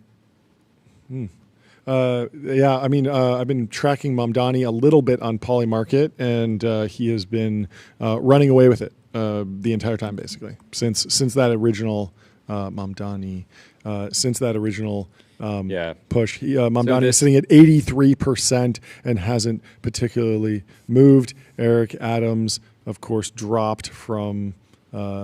I don't know. He's down at 2%. So some people think he might reverse course. But this just to be clear, this $1.5 billion settlement is the largest publicly reported copyright recovery in history. Wow. Do you think the team over at the New York Times will be able to get more out of OpenAI? I don't know. 100,000 books versus all the articles. How much does the New York Times make? They make billions, so it's possible. New York Times is sitting at 9.6 billion market cap. Yeah. Okay. If they could get a settlement anywhere. I mean, I think seems very unlikely that they would get a settlement. I mean, the other breaking news is that Alex Cohen has raised a $22.5 million Series A for Hello Patient, led by Scale Venture Partners. He's going to come on the show Monday. Oh, fantastic. I'm really excited to meet him. I've always been a fan of his posts. He's a God tier poster. Never actually met him in person, or online. So excited to talk to him. He says, "This is by far the worst announcement video I've ever made." Clearly underselling it. I love it. I can't believe our lead investor agreed to this. He always has a great sense of humor. Also, Justin. Breaking news: Juwan is leaving Ramp. No way. After he says Ramp is the greatest company in the world. Well, we agree with you on that, Juwan. So yeah, he's given his 2 weeks. Okay. Well, we'll have to track him and see where he goes. The Ramp alumni have done fantastic things. He's going to start turning into a Ramp mafia. You have Pavel Asparuhov. You have the Cognition team, of course. There are a few others. Rivet, not the defense tech company that we just talked to, but Rivet Tax, I believe, came from Ramp, correct? Do you know Rivet Tax? Yes. So the Ramp Mafia is emerging and feels as strong as the PayPal Mafia, maybe even stronger. You never know. Lululemon down 18% today. Is that related to Lulu Maservi? Is that like her, it's her merch line? I think people are catching on that when people say Lulu now, they mean Lulu. Yeah, exactly. And the brand she really steamrolled them. Eradicated. She really steamrolled them. Yeah. Well, maybe they will do a take private, and that'll free up the Lulu stock ticker for Rostra. She can just be # Lulu. That would be something to go 10x long, 100x long potentially. In other news, Garage Beer. Wait. This is crazy. You missed this, Tyler. Did you miss this? Yeah. Eric Adams might become the ambassador to Saudi Arabia. Whoa, that's interesting. So that is. Let's go. I mean, Riyadh must be going crazy right now to get a goat like Eric Adams. Is Eric Adams the one who did the rat problem thing? Yeah. Does Saudi Arabia have a rat problem? It's solved. I mean, that could be interesting. Maybe that's why I highly doubt it. I would not want to be a rat in Saudi Arabia. I think that they might not take kindly, but who knows? Maybe kindred spirits over there. fighting rats. In other news, Drew Fallon posts, Garage Beer receives investment from Durational Capital Management at a $200 million valuation. Congratulations to the Kelsey brothers. Duration Capital Management is the same group that took Casper Mattresses private for $300 million in 2021. They also own Bojangles. Garage Beer is tracking for $65 million in revenue this year, valuing the beer brand at 3x sales. They started with a $500,000 crowdfunding campaign in 2016. You got to imagine that the Kelsey brothers, with how much attention they get, are able to do some deals, get some distribution for Garage Beer, their beer brand. Love to see it. Also, thank you, Bill Bishop, for posting about the Labubu that TBPN sent to him. He said his dog Tashi loves it, but won't let him treat it like a chew toy. Bill Bishop may let Tashi take it to the park to impress one of his girlfriends. I guess Tashi's popular at the park. Well, that is fantastic. Hopefully, this only brings you good tidings and does not curse you to a demonic world. But stay safe out there, Bill. Who knows what's going on inside that Labubu? But I'm glad that it was delivered safely. And last but not least, AppLovin, Robinhood, and MCore are set to join the S&P 500. Wow. AppLovin. Who else? Mercor? No, not Mercor. AppLovin, Robinhood, and MCore. Robinhood. Okay, that's great. So that's a retroactive Fortune 5 or S&P 500 company for us. We got Brian Armstrong, Karp's in there. Obviously, we're knocking them down. We should do all 500. We've done almost 1,000 interviews this year. Why not do all 500 S&P 500 CEOs? I'd love it. Also, Conor McGregor is running for president. Finally, Citizens going of on Ireland. his run. Yep, he's getting it done. Starts now. Anyways, thank you to the chat. Thank you, Ragav, Hershey, Michael, Jason Turner. Always good having you here. Paracletes. We got a good crew. Max Kondrat, thank you for shouting out that the Balaji coefficient is an instance of Reed's law. I completely agree. That's exactly what was going on. Max has been sending me some fantastic DMs. Very helpful. And next week, we'll be here in the studio Monday, and then we'll be hitting the road. Very excited. Yes. Lots to come. Have a fantastic Friday. Have a fantastic Friday, afternoon, folks. evening. We love you. Only 3 days till Monday. Cheers. See ya. Bye. Bye.